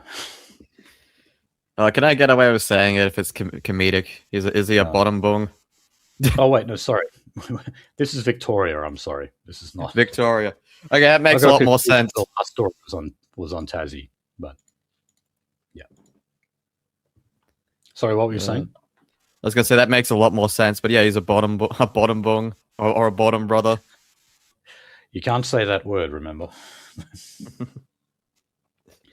We're still on YouTube. Oh, yeah. And we still haven't been arrested. Okay.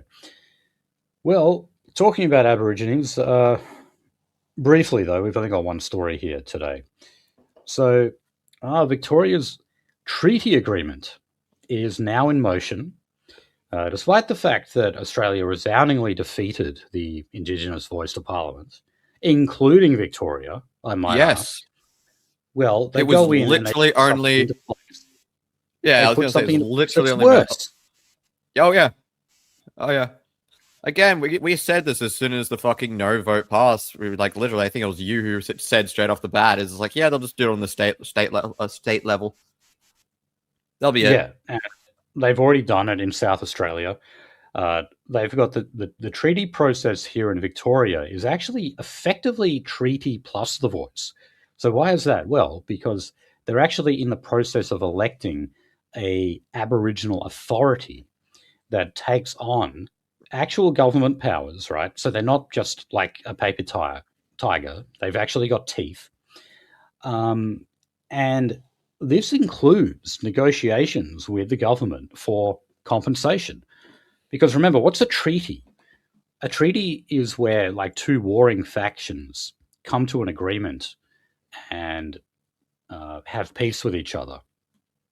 And that always involves like one side paying out the other, giving reparations to the other. That is why they call it a treaty, because they want the white man to pay reparations to Aborigines. Now they're going to have an elected body in Victoria that is going to negotiate those reparations. Oh boy. So, even though we voted not to have any of this bullshit. All right. Well, it's not like you had a choice in the first place. It's not like that was up to you, the voting public. Hmm. Yeah, and you watch, these will start springing up in other states now. Um, okay, so let's turn to crime. Uh, Going to Queensland first.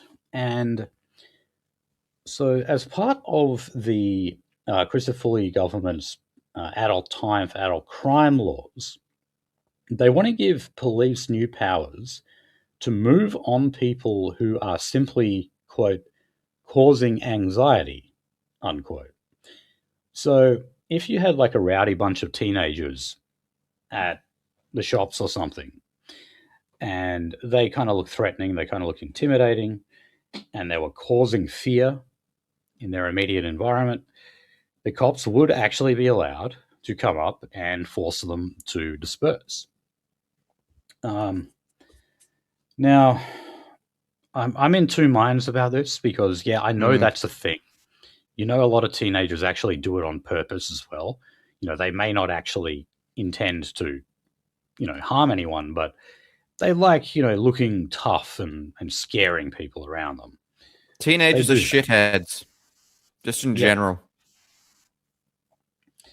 Right. So, opponents of this, of course, are saying that it would unfairly target the youth and Aboriginal people. Why Uh, that? well, yeah, well, because they're the ones who tend to do that kind of thing, obviously. Uh, so I don't know. It's like, yeah, in one way I support that, but again, how could that actually be used against people like us? Because it could be pretty easy to argue that the simple gathering of nationalists in one area is causing anxiety. You know, Yeah. this Again, this is like, always what I immediately think of when I see like a new law like this or proposed law. I'm like, how could it actually affect nationalists? And that sounds like it definitely could. And that could just affect protests generally, couldn't it? Very easy to say, like a mass gathering of people is causing anxiety. again, they've already used that language before. They used that language during the Anzac Day thing, where like the police came up and arrested them. And it was like, oh, okay, so like, what was the grounds for arresting them? Police officers like, oh, they were like disturbing the public and making the public feel unsafe. Oh, by standing around a Yeah, monument. yeah, right. And yeah, just like get them on loitering charges, which I guess is the closest kind of law that we have to this sort of thing. Mm. Um, okay, so um, still in Queensland, the opposition has claimed legal advice on tough youth justice changes have been kept secret by the LNP government. And it was actually a promise of the government to make these records public. So a legal expert panel was established last year to advise on new offences to be included. And they twice recommended that it be expanded. And of course, they have made a number of new offences, and they've increased penalties for juveniles, hence why they call it adult time for adult crime. Yep. Now, the LNP government has said that they cannot release the panel's advice until its work was finished. But last month was actually where the latest round of offences were announced. And for all intents and purposes, it looks like they are finished. And some of these offences are a little unusual, I guess. One of them is aiding suicide, and another is aiding riot. I remember there was that case of that girl in America who, like, basically said to her friend, like, "Oh, go and do it," referring to suicide, and then he actually did it. Are you familiar with that story? Yeah, I think we briefly covered it on one of our euthanasia bits, didn't we? No, I think that you're thinking of the Dutch girl. Possibly, yeah. Oh, yeah. Probably not then, but no, I can believe it. Yeah. You want to get ChatGPT on charges of that as well, because ChatGPT actually offered to write a suicide note or help write a suicide note to someone who was using it, who had suicidal ideation. They should get Grok in on that, because the shit that it writes when I give it the prompt as a hulking gay powerlifter is way worse than a suicide note. Yeah. Grok will threaten to rape you, people. He will. But yeah, it's pointed out that a lot of these offences, such as aiding suicide, they're saying that these are offences that are actually very rarely committed by juveniles. They're mainly committed by adults. I don't know about that. I mean, because suicide is very high amongst the youth, compared to other age brackets. So I'm not sure. Anyway, so going to Canberra. So Canberra is actually said to have some of the most relaxed laws when it comes to bikie gangs. So apparently, more and more bikies are moving to Canberra, funnily enough. That's going to be an interesting combination. Hardened, normally large criminals and checks nerds, pussy little bitch public servants. That's going to be a match made in heaven. This has kind of come into the public conversation recently because there have been what they call high-profile excursions by bikies. And that's where, there's a mass of them that travel a large distance. In this case, coming from the other states into Canberra. Yeah. And, one day I was like, it wasn't an excursion, but I was like, I don't know, I was driving home from somewhere, I can't remember where. And bikies were actually staging a protest that day against proposed laws against them from the WA government. And I didn't know that was happening. And I was driving down the road, and all of a sudden I was just absolutely surrounded by all these Harley Davidsons, guys covered in tattoos with, gang affiliated patches and shit all over. And I was like, what the fuck is going on here? And then I found out it was this protest. But, it is an intimidating sight when you see them congregate like that. So some states, it varies. You have anti-consorting laws, which means, basically they can't hang out with each other. sometimes you're not allowed to publicly display your club's insignia, your patches, all that kind of thing. And so, as these laws have been passed all over Australia, Canberra has not been keeping up. I don't know. I guess because maybe they don't have many like chapters of bikies in Canberra. Yeah, I was Not gonna really say sure.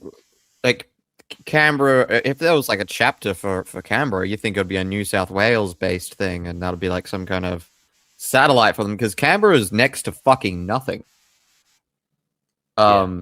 It was that's part of the design of Canberra that it was like literally some waste farmland in the middle of buttfuck nowhere, and they're like, okay, well here no one's at an advantage, so we'll make the capital here. Yeah. So look, the AFP, because they're basically like the local police in Canberra. The There are feds. Canberra police, but like yeah, they don't really do fucking shit. But yeah, the AFP do the bulk majority of the enforcing. Yes, and they're really pissed off that like Canberra has not kept up, and that they have to deal with this influx of bikies. So yeah, they're talking about passing the same kind of laws, like anti-consorting laws, laws against the patches and the colours and all that kind of thing. Yeah. Um, so yeah, I don't know. I a lot of bikies are genuinely not into crime. I mean, they're generally not pleasant people if you've ever met them. Uh, No. they're usually violent. They're usually like roided up, covered in tats. Um, Very common for them to be involved in things like domestic violence, that kind of thing. But I don't know if you know, if these kind of laws really help. Oh fuck If no. anything, you just kind of you drive them further underground. Well, that too, and fucking. How many times have these laws been used, or the byproducts of these laws been used, or the precedent of these laws being used? Is just basically like, oh yeah, by the way, you're doing like a nationalist group. Okay, by the way, we've identified that you wore a uniform, or we've identified that you use like insignia. Yeah, none of the leaders of your movement can now talk to each other or like associate with each other, or they can't associate with the membership. Allow me to cripple you instantaneously. Like that's how that. Like I guarantee these laws have been used more on political distance than they have on actual criminal organizations. Yeah, and again, you always got to ask that question: how could this actually affect nationalists? Yeah, Um, if these laws were actually like fucking like used and applied, the Alameddines wouldn't be able to have a fucking family gathering, but they can. yeah, and I mean, when you prescribe a hate group, as Hizb ut-Tahrir has been, they're effectively saying you can't hang out with the same people. It's a very similar thing. So yeah, like you prevent association with people so that you stop collective organization. And of course, I mean, why wouldn't they use it on our guys? Um, I suspect that they're going to start going after March for Australia now. Oh I yeah. think they're firmly like in the government's crosshairs, and I mean they've already been targeted. Like here in WA, you have to get approval for your protest, and if your protest is found to be inciting hatred or racism, well, guess what? They have the power to not approve it. And Yep. that was obviously directly aimed at March for Australia. There's no doubt Oh about yeah, it. dude. That fucking legislation, like that, literally Hagen Palm on the steps of Parliament with a megaphone, and I'm not even. I'm pretty sure it wasn't even fucking more than 24 hours later that that law slipped across the bench. That was such a great moment. I was there for that. That was I so were got you. that shit on fucking camera. Yeah, yeah. Um, I was pretty close to the action there. That was a fun day. I really enjoyed that. Yeah. Okay. All right, I so let's love just mogging Rod Caddies. Rod Caddies deserve to be mogged. If you have the opportunity, anyone in the audience, to mog Rod Caddies, just make sure that you think make sure that he knows that you think he's a fucking asshole, because he is. He's a pretend cowboy. oh, he's a civnat piece of shit who he always has to pay lip service to multiculturalism and how Australia shines as a beacon of races coming together. You know, I love when he's he, like, he was at the park and he pulled that part of the speech up. He was like, oh, we're like we're one of the best multicultural societies in the entire world, and everyone went silent, and then like this, and he just like had to pivot from it immediately because he knew he fucked up. He knew that was not the audience for that. Yeah, no, some people were booing him as well. Yes, I yeah, heard quite a few boos. yeah. Oh man, he needs to fucking get a grip. All right, so look, we'll just quickly go through the latest we have on the South Australian election. So the Liberals have retained the seat of Heysen, which is in the Adelaide Hills. One Nation is projected to win the seat of Hammond, and we still have Narunga and McKillop. They're still counting votes there, but One Nation is ahead in both of those. Oh wait, no, sorry. In McKillop, they have actually won. They have won that now. Okay. That used to be a Liberal Party safe seat. Oh. Oh no. Okay. I can't remember which political analyst said this, but I was driving to work and also listening to my ABC News shorts, and this one political analyst just came out and said, like, yeah, the days of like safe party seats is it's over. Like, don't expect that to ever continue again for the foreseeable future. Okay, so Labor have actually taken the seat of Morford, and that seat has actually been with the Liberal Party for over 46 years. But yeah, Labor have actually taken it from them. Wow. And just in terms of the technical glitches that were happening on election day, the remote town of Coober which is like a mining community, it's estimated that over 30% of people enrolled to vote in Coober did not get to cast their ballot. Was it too hot? Because that's a problem with Coober They said that there was a shortage of ballots, of course, and a lot of the locals there were unaware of things like pre-poll voting or like post-in votes as well. Aren't they just like fucking mimes that fucking like aren't they just not mimes? Aren't they just like gnomes or dwarves that like mine opals? Isn't that what they do over there? They live in holes. I'm not even joking, man. The American audience would think I'm making this up. I'm not joking. They live in fucking holes in the ground and they fucking dig for opals. I'm not fucking with you. You can look it up. People in Coober live in holes. Yes. Okay. They live under the ground. And they collect underpants. Or yeah, they collect possibly. opals instead of underpants. Yeah, get opal. Actually, you don't even need to have the question mark profit. It's like, yeah, fucking fence it to a fucking fine gems dealer profit. God. Okay. So let's go to state politics.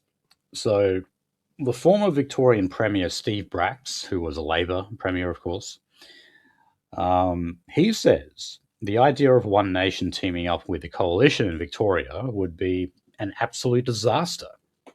So he made these comments in response to Jeff Kennett, who was a former Liberal Premier of Victoria, who suggested that the Liberal and One Nation exchange preferences together and possibly even go into alliance or coalition if they were able to form government.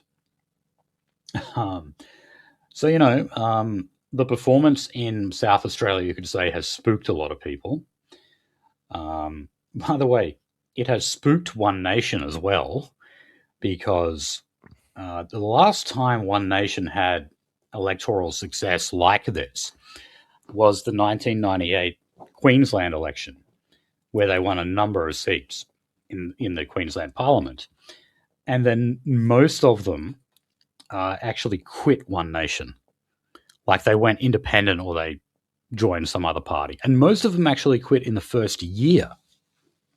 Jesus. So a lot of people are keenly watching what's happening in South Australia at the moment, because they may actually have, I think they may actually get up to 4 seats. Look, Which, you can tell it's spooked the fuck out of the Liberal Labor Party analysts, because Friendly Geordie's just made a video like flipping his fucking shit about it. Yeah, because I mean, something we've pointed out is that, okay, it may threaten the Liberal and National Party vote more, but they're starting to take votes away from Labor as well. That's a very real thing. They're attracting a lot of blue-collar workers who used to vote Labor or who used to support Labor, and they're jumping ship to One Nation. Okay. Now, this story is a beauty. Let's talk about the Victoria Liberals. So, Moira Deeming, who they did actually expel from the party, and then she successfully sued the then opposition leader John Pesutto, and won. He's now on the hook for her legal bills, which is like well over $1 million. The Liberal Party has actually chipped in for a lot of that, and a lot of members don't like that fact because they don't like John Pesutto.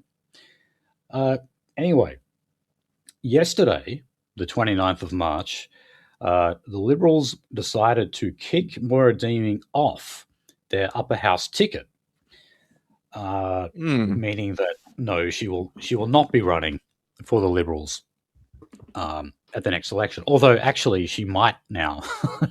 You'll see what I mean. So yeah, look, she was effectively disendorsed, and then you know who they put in place of her? A man called Dinesh Gorasetti. And yeah, you might have guessed, he's some kind of bloody shit-skin Hindu. Yep. And apparently some business leader in Victoria who's a pillar of society.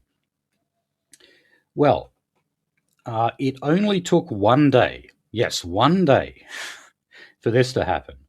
Dinesh Gorasetti has already been disendorsed. He's been kicked off the ticket. Why is that? Well, because he gave a good character reference to a convicted pedophile. Yeah, that was the thing.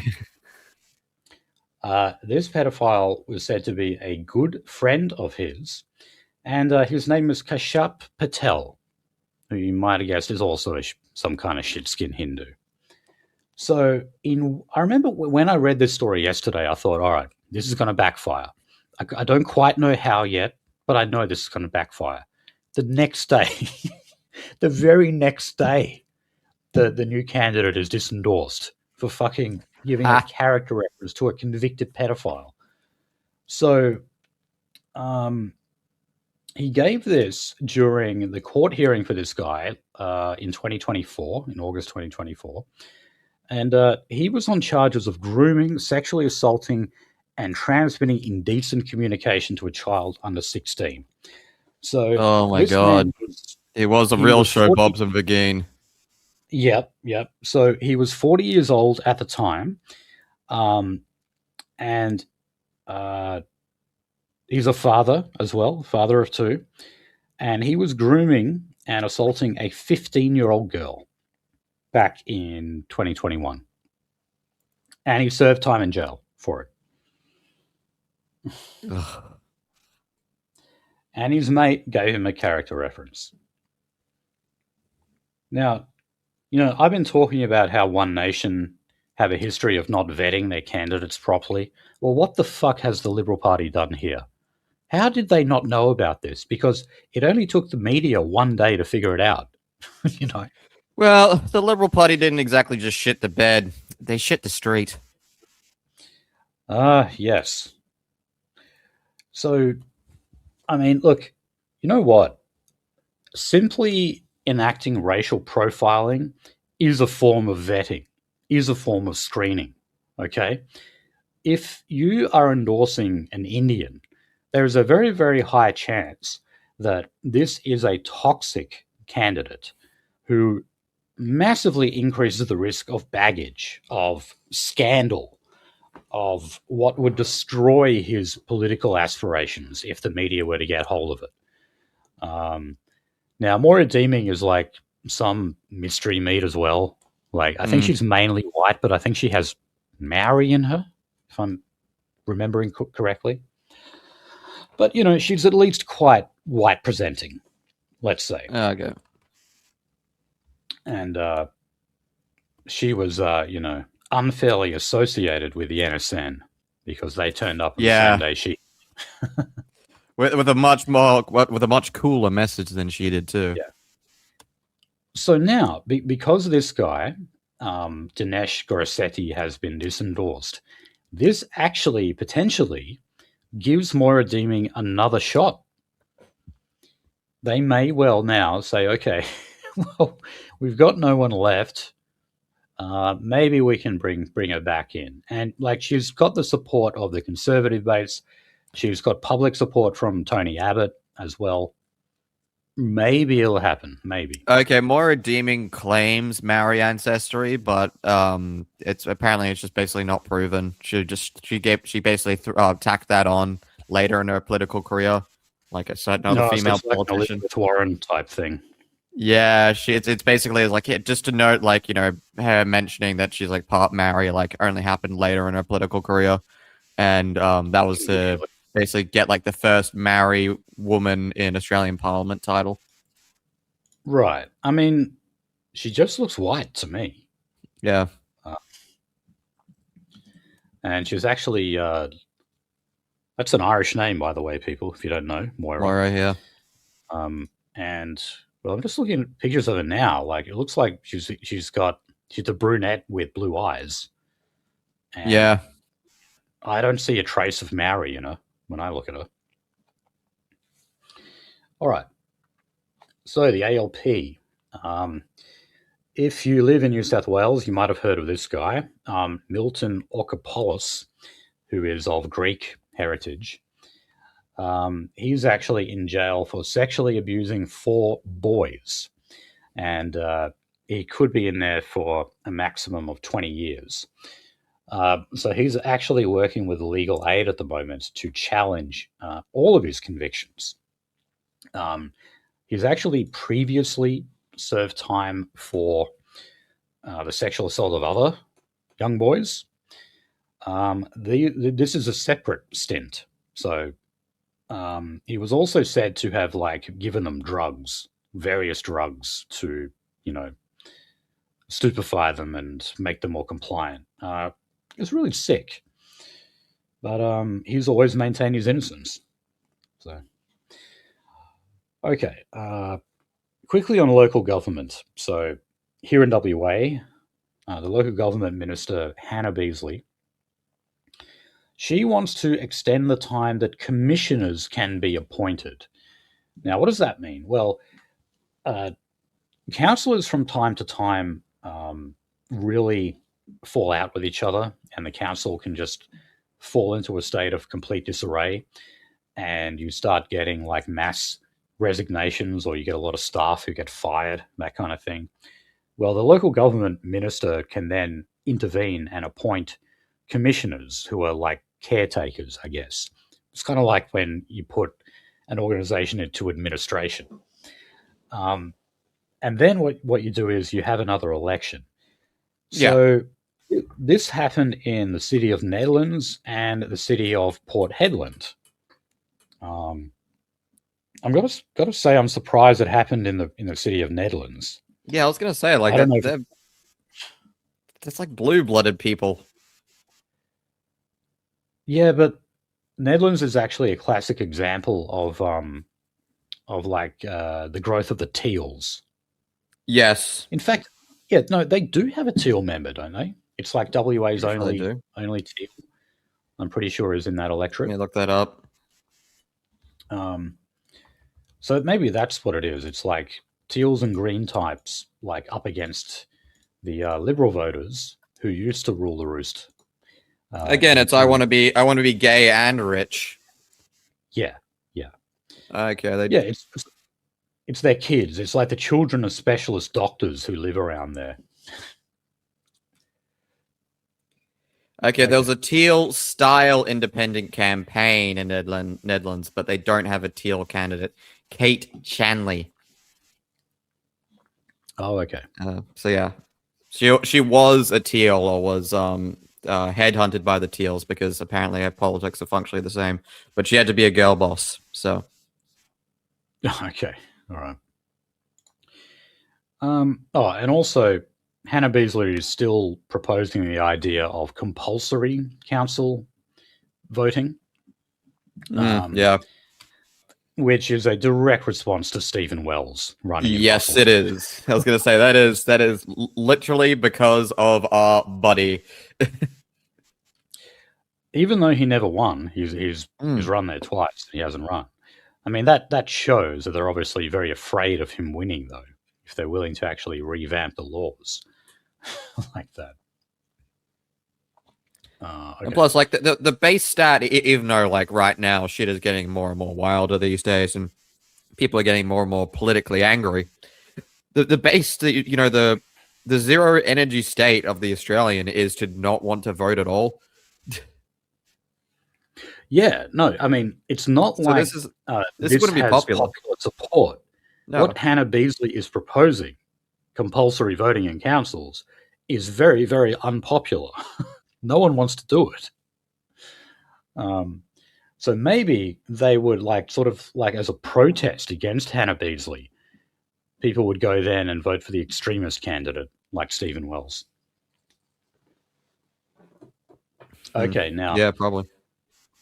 Here is a delightful story that I think we teased at the beginning of this episode. This is coming from the Mackay Regional Council, which is in North Queensland. And this is about the increasing incidences of code browns. So what is a code brown? A code brown... I'm gonna brown. I'm shitsing. It's when someone shits in a pool. Okay? That's what it is. Now, these have been increasing over the years. So, this was never a topic that warranted attention before, but it is now. And funnily enough, when I open up the ABC article here and look at it, it's got a picture of a white kid with his white dad, and he's handling one of these, what they call swimming nappies, right? So this council is on a mission to educate people to reduce the amount of code browns that they have in these swimming pools. Because if they have one of these, if someone shits in the pool, they actually have to close it for around 6 hours. And they said that there have been 10, quote, fecal incidences in the past 6 months, and they've actually cost the Mackay Council $50,000. So it's expensive as well. Plus, it's very interruptive. You might have a kid's birthday or something going on. Someone shits in the pool. Well, that's it. That's the end of the party. Everyone out. Everyone go home. So they've been doing things like giving the kids swim nappies. I'd never heard of these before. And also encouraging them to take regular toilet breaks. Now, this has come from... Now, of course, do a Control F on this. Indian does not come up. There isn't a word here about the ethnic component to this. Now, a few months ago, we did a story on how many primary school teachers were complaining that they had to actually teach toilet etiquette to students because some of them literally did not know how to go to the toilet properly. Uh, I literally remember seeing this tweet, and I thought like, oh, okay, this has to be an ironic tweet, right? It's an they were Indian absolutely account. serious about Oh yeah, an Indian saying like, why the fuck would you ever shit inside of your house? That's where you eat and sleep. it. My God. And Yeah. I So went and can you checked. I imagine went and what they were doing? checked. I went and checked. The rest of his stuff was in fucking Sanskrit, and it was all about like dumb fucking movies and shit, and fucking like not being able to buy like fucking jasmine rice at his local fucking market. And I was like, oh my God, this is a real Indian saying this. Yeah. When I was in high school in year 8, we had like the year 8 social, um, which, just some shitty little thing with crap music that you go to, they hold in the gym. I didn't even bother to go, I remember, but a very infamous incident happened at this year 8 social. And that was someone actually took a shit on the change room floor uh, in the boys' change rooms. And they never, like, the school never caught the person who did it. They were never disciplined over it. But overwhelmingly, people said it was this Indian kid. Of Like, some people, course. yeah. And you got to remember, when I went to high school, there actually wasn't all that many Indians. Um, I don't think uh, we had an Indian when I went to school. I have to check my fucking yeah, see, yearbook. I I don't went remember to an one of the Indian. more racially, I went to one of the more racially diverse high schools. And it was funny because the primary school I went to, like, everyone was white, just everyone. And then when I went to this high school, I was like, holy shit, I couldn't believe it. Like, I did not know that many ethnic people existed in Australia. And so, yeah, I mean, we had quite a few Indians, but still nowhere near as much as what they have now in schools. But yeah, Oh everyone yeah, said it was a kid. dude, fucking Did it? Yeah, we didn't have an Indian, but we did have a. I went to an all boys school, so yes, the inevitable did happen eventually. We did have a wandering, looming urinal shitter. Oh, like in South Park, Yeah, where, that was yeah, see, it just happens. You get enough fucking juvenile fucking kids, and eventually something really, yeah, really fucking disgusting happens. yeah, no, like, young boys are capable of incredibly disgusting things in the toilets. But no, that's why that episode of South Park I found particularly funny, because it reminded me so much of that changing room floor shit incident. Um, Especially how, have you seen it? Do you know the one I'm talking about? Yeah, yeah, the case of Uh, the urinal deuce or some shit like that. yes, yeah, that's right. And uh, Mr. Mackey kept, like, going on about it, like he took it super super seriously, and kept, like, bringing it up, and the kids just kept laughing at him all the time. That is, like, exactly what happened at our school as well. Like, the deputy principal was called out all of the year 8 boys. We all went out on the oval, and he started going off his head about it. And so many of us were just trying not to laugh. We just found it so funny. Oh God. I bet it only served in encouraging more disgusting behavior. Yes. Yeah. Oh. Okay. Let's go to the federal polls. So the Australian was advertising this as very, very bad news for Labor, because the Liberal vote has gone up a little bit and the Labor vote has gone down a little bit. So, primary vote, Labor is still on 31%. So, look, they've actually got a pretty comfortable lead here. One Nation is on 26%, Coalition on 21%. So, that is a slight increase um, than previously. They were in the 20s before. And also, we've got the Greens on 12, other on 10. Who do you think would make the better Prime Minister? 44% say Anthony Albanese, 36% say Angus Taylor, and 20% are undecided. Huh. Okay. So Angus Taylor has been able to bring the Liberal Party back from the brink, um, from what was the disaster of Susan Lee. That shouldn't come as a big surprise to anyone. Um, Look, I know it's still early, but I don't see Angus Taylor becoming Prime Minister. I know we're a long way off, but I don't know. At this stage, anyway, I don't see it. Um, okay, so some quick health news. More than 300 Australians are owed $10,000 or more from Medicare. Shit. So this Where'd I this find is out? a pool of $272 million of unclaimed money. So this is money that is owed to people who have paid for going to the doctor, but have not registered their bank details with MyGov. So the rebate never is deposited back into their account. Oh yeah. Um, I guess a lot of people are actually just unaware that they are eligible for the rebate. Uh, so yeah, I mean, look, most of us use Medicare. Maybe it's a good idea to go check your MyGov just in case. Maybe you haven't linked up your bank details yet.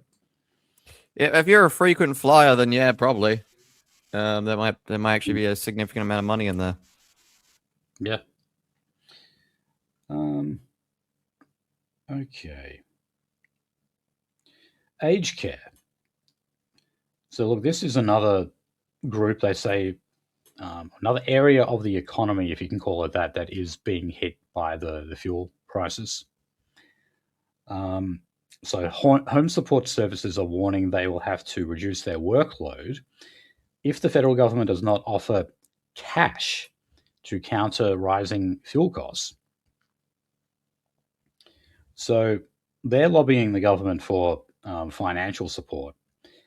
And, well, yeah, I mean, a lot of these workers drive around a lot for their work, don't they?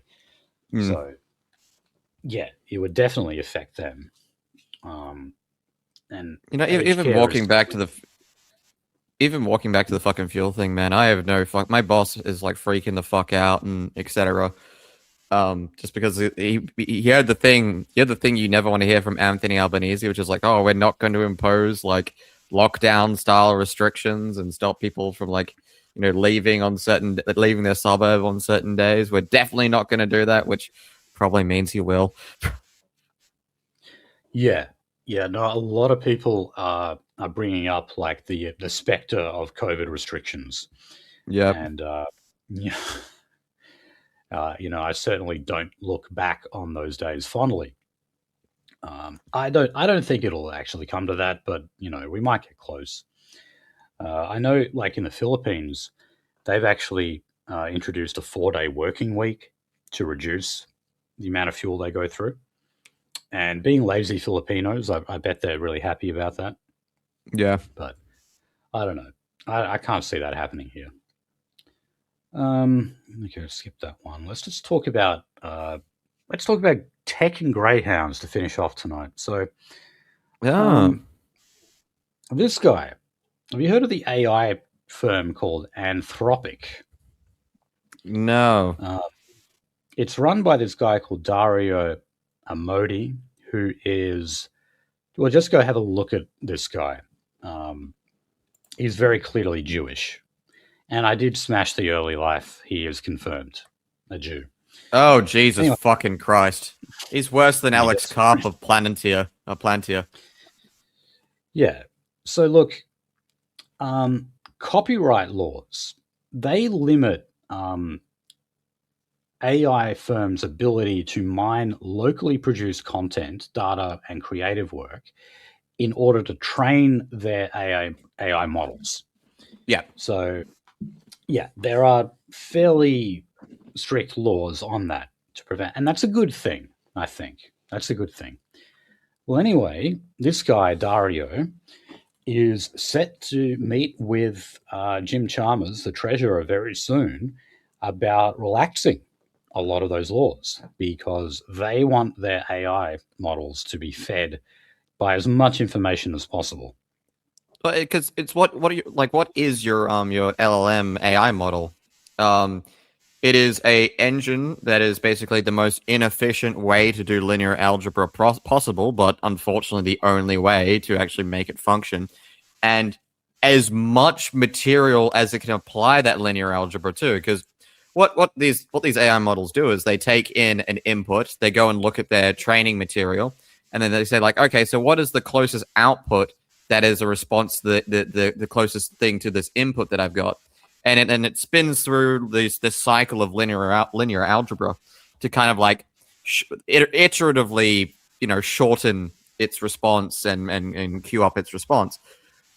You can't increase the efficiency and what's the better word? You can't really get a better model than your stock standard linear algebra models. That's why every single fucking AI these days uses more or less the same fucking thing.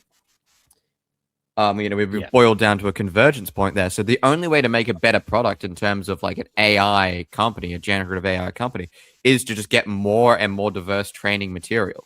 That's the only way to make it better. Yeah, to mine more data. Yeah. And obviously, other companies rely on intellectual property law to limit that. And I think that's totally fair enough. Because, yeah, I mean, then, you can find that AI starts to rip off. We could rip off musical artists, could rip off video. Obviously, graphics. I know there's a lot of companies have been complaining that AI have been like sort of, uh, copying a lot of graphic designs and that Like kind of thing. there's been a lot of like hate from like low rent artists or like unfortunately your skill set which you used to be able to charge commissions for like is gone because you're low rent. So It's there's a killed lot of Fiverr. You remember Fiverr? That's where you would, it was called Fiverr because like you spent $5 on getting like a cheap graphic design. Like they're yeah. dead now. AI has Oh just yeah. decimated them. Yeah, the fucking the raped literally.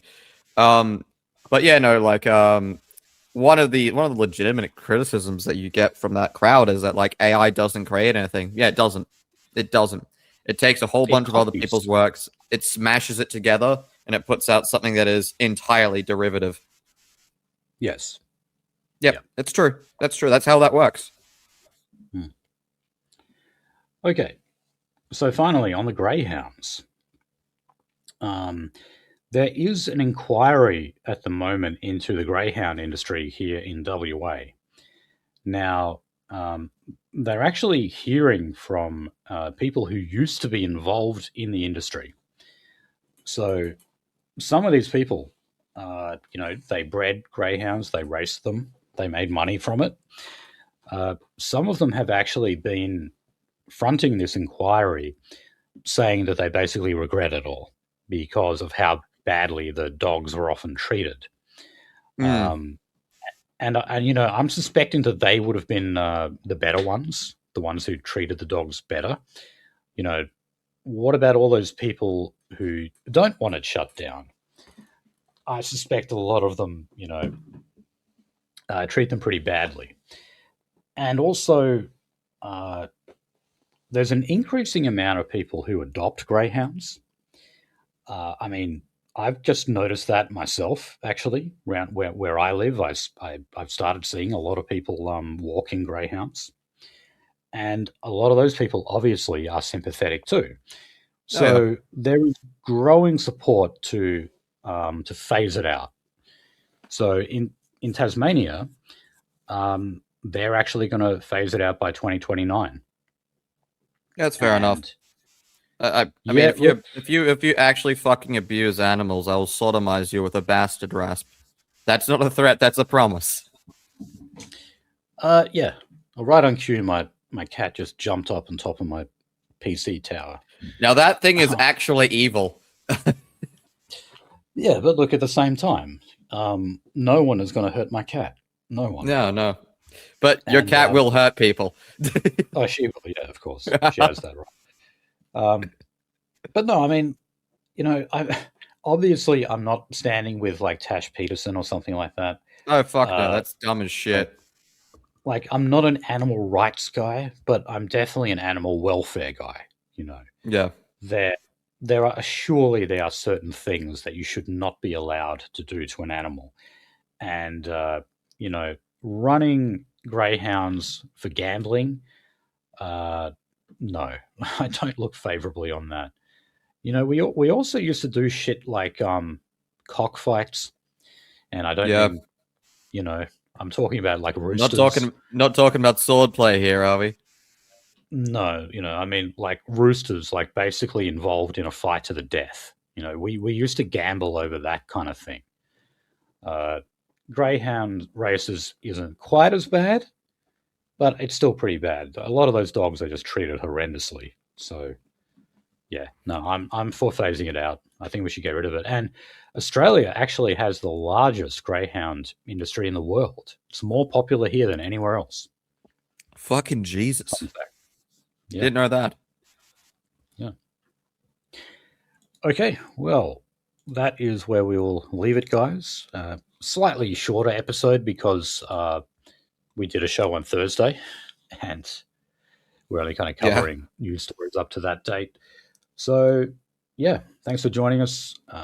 Theracer.biz, theracer.biz/donate as well, if you're feeling generous. Thanks for joining us, and we'll see you next week.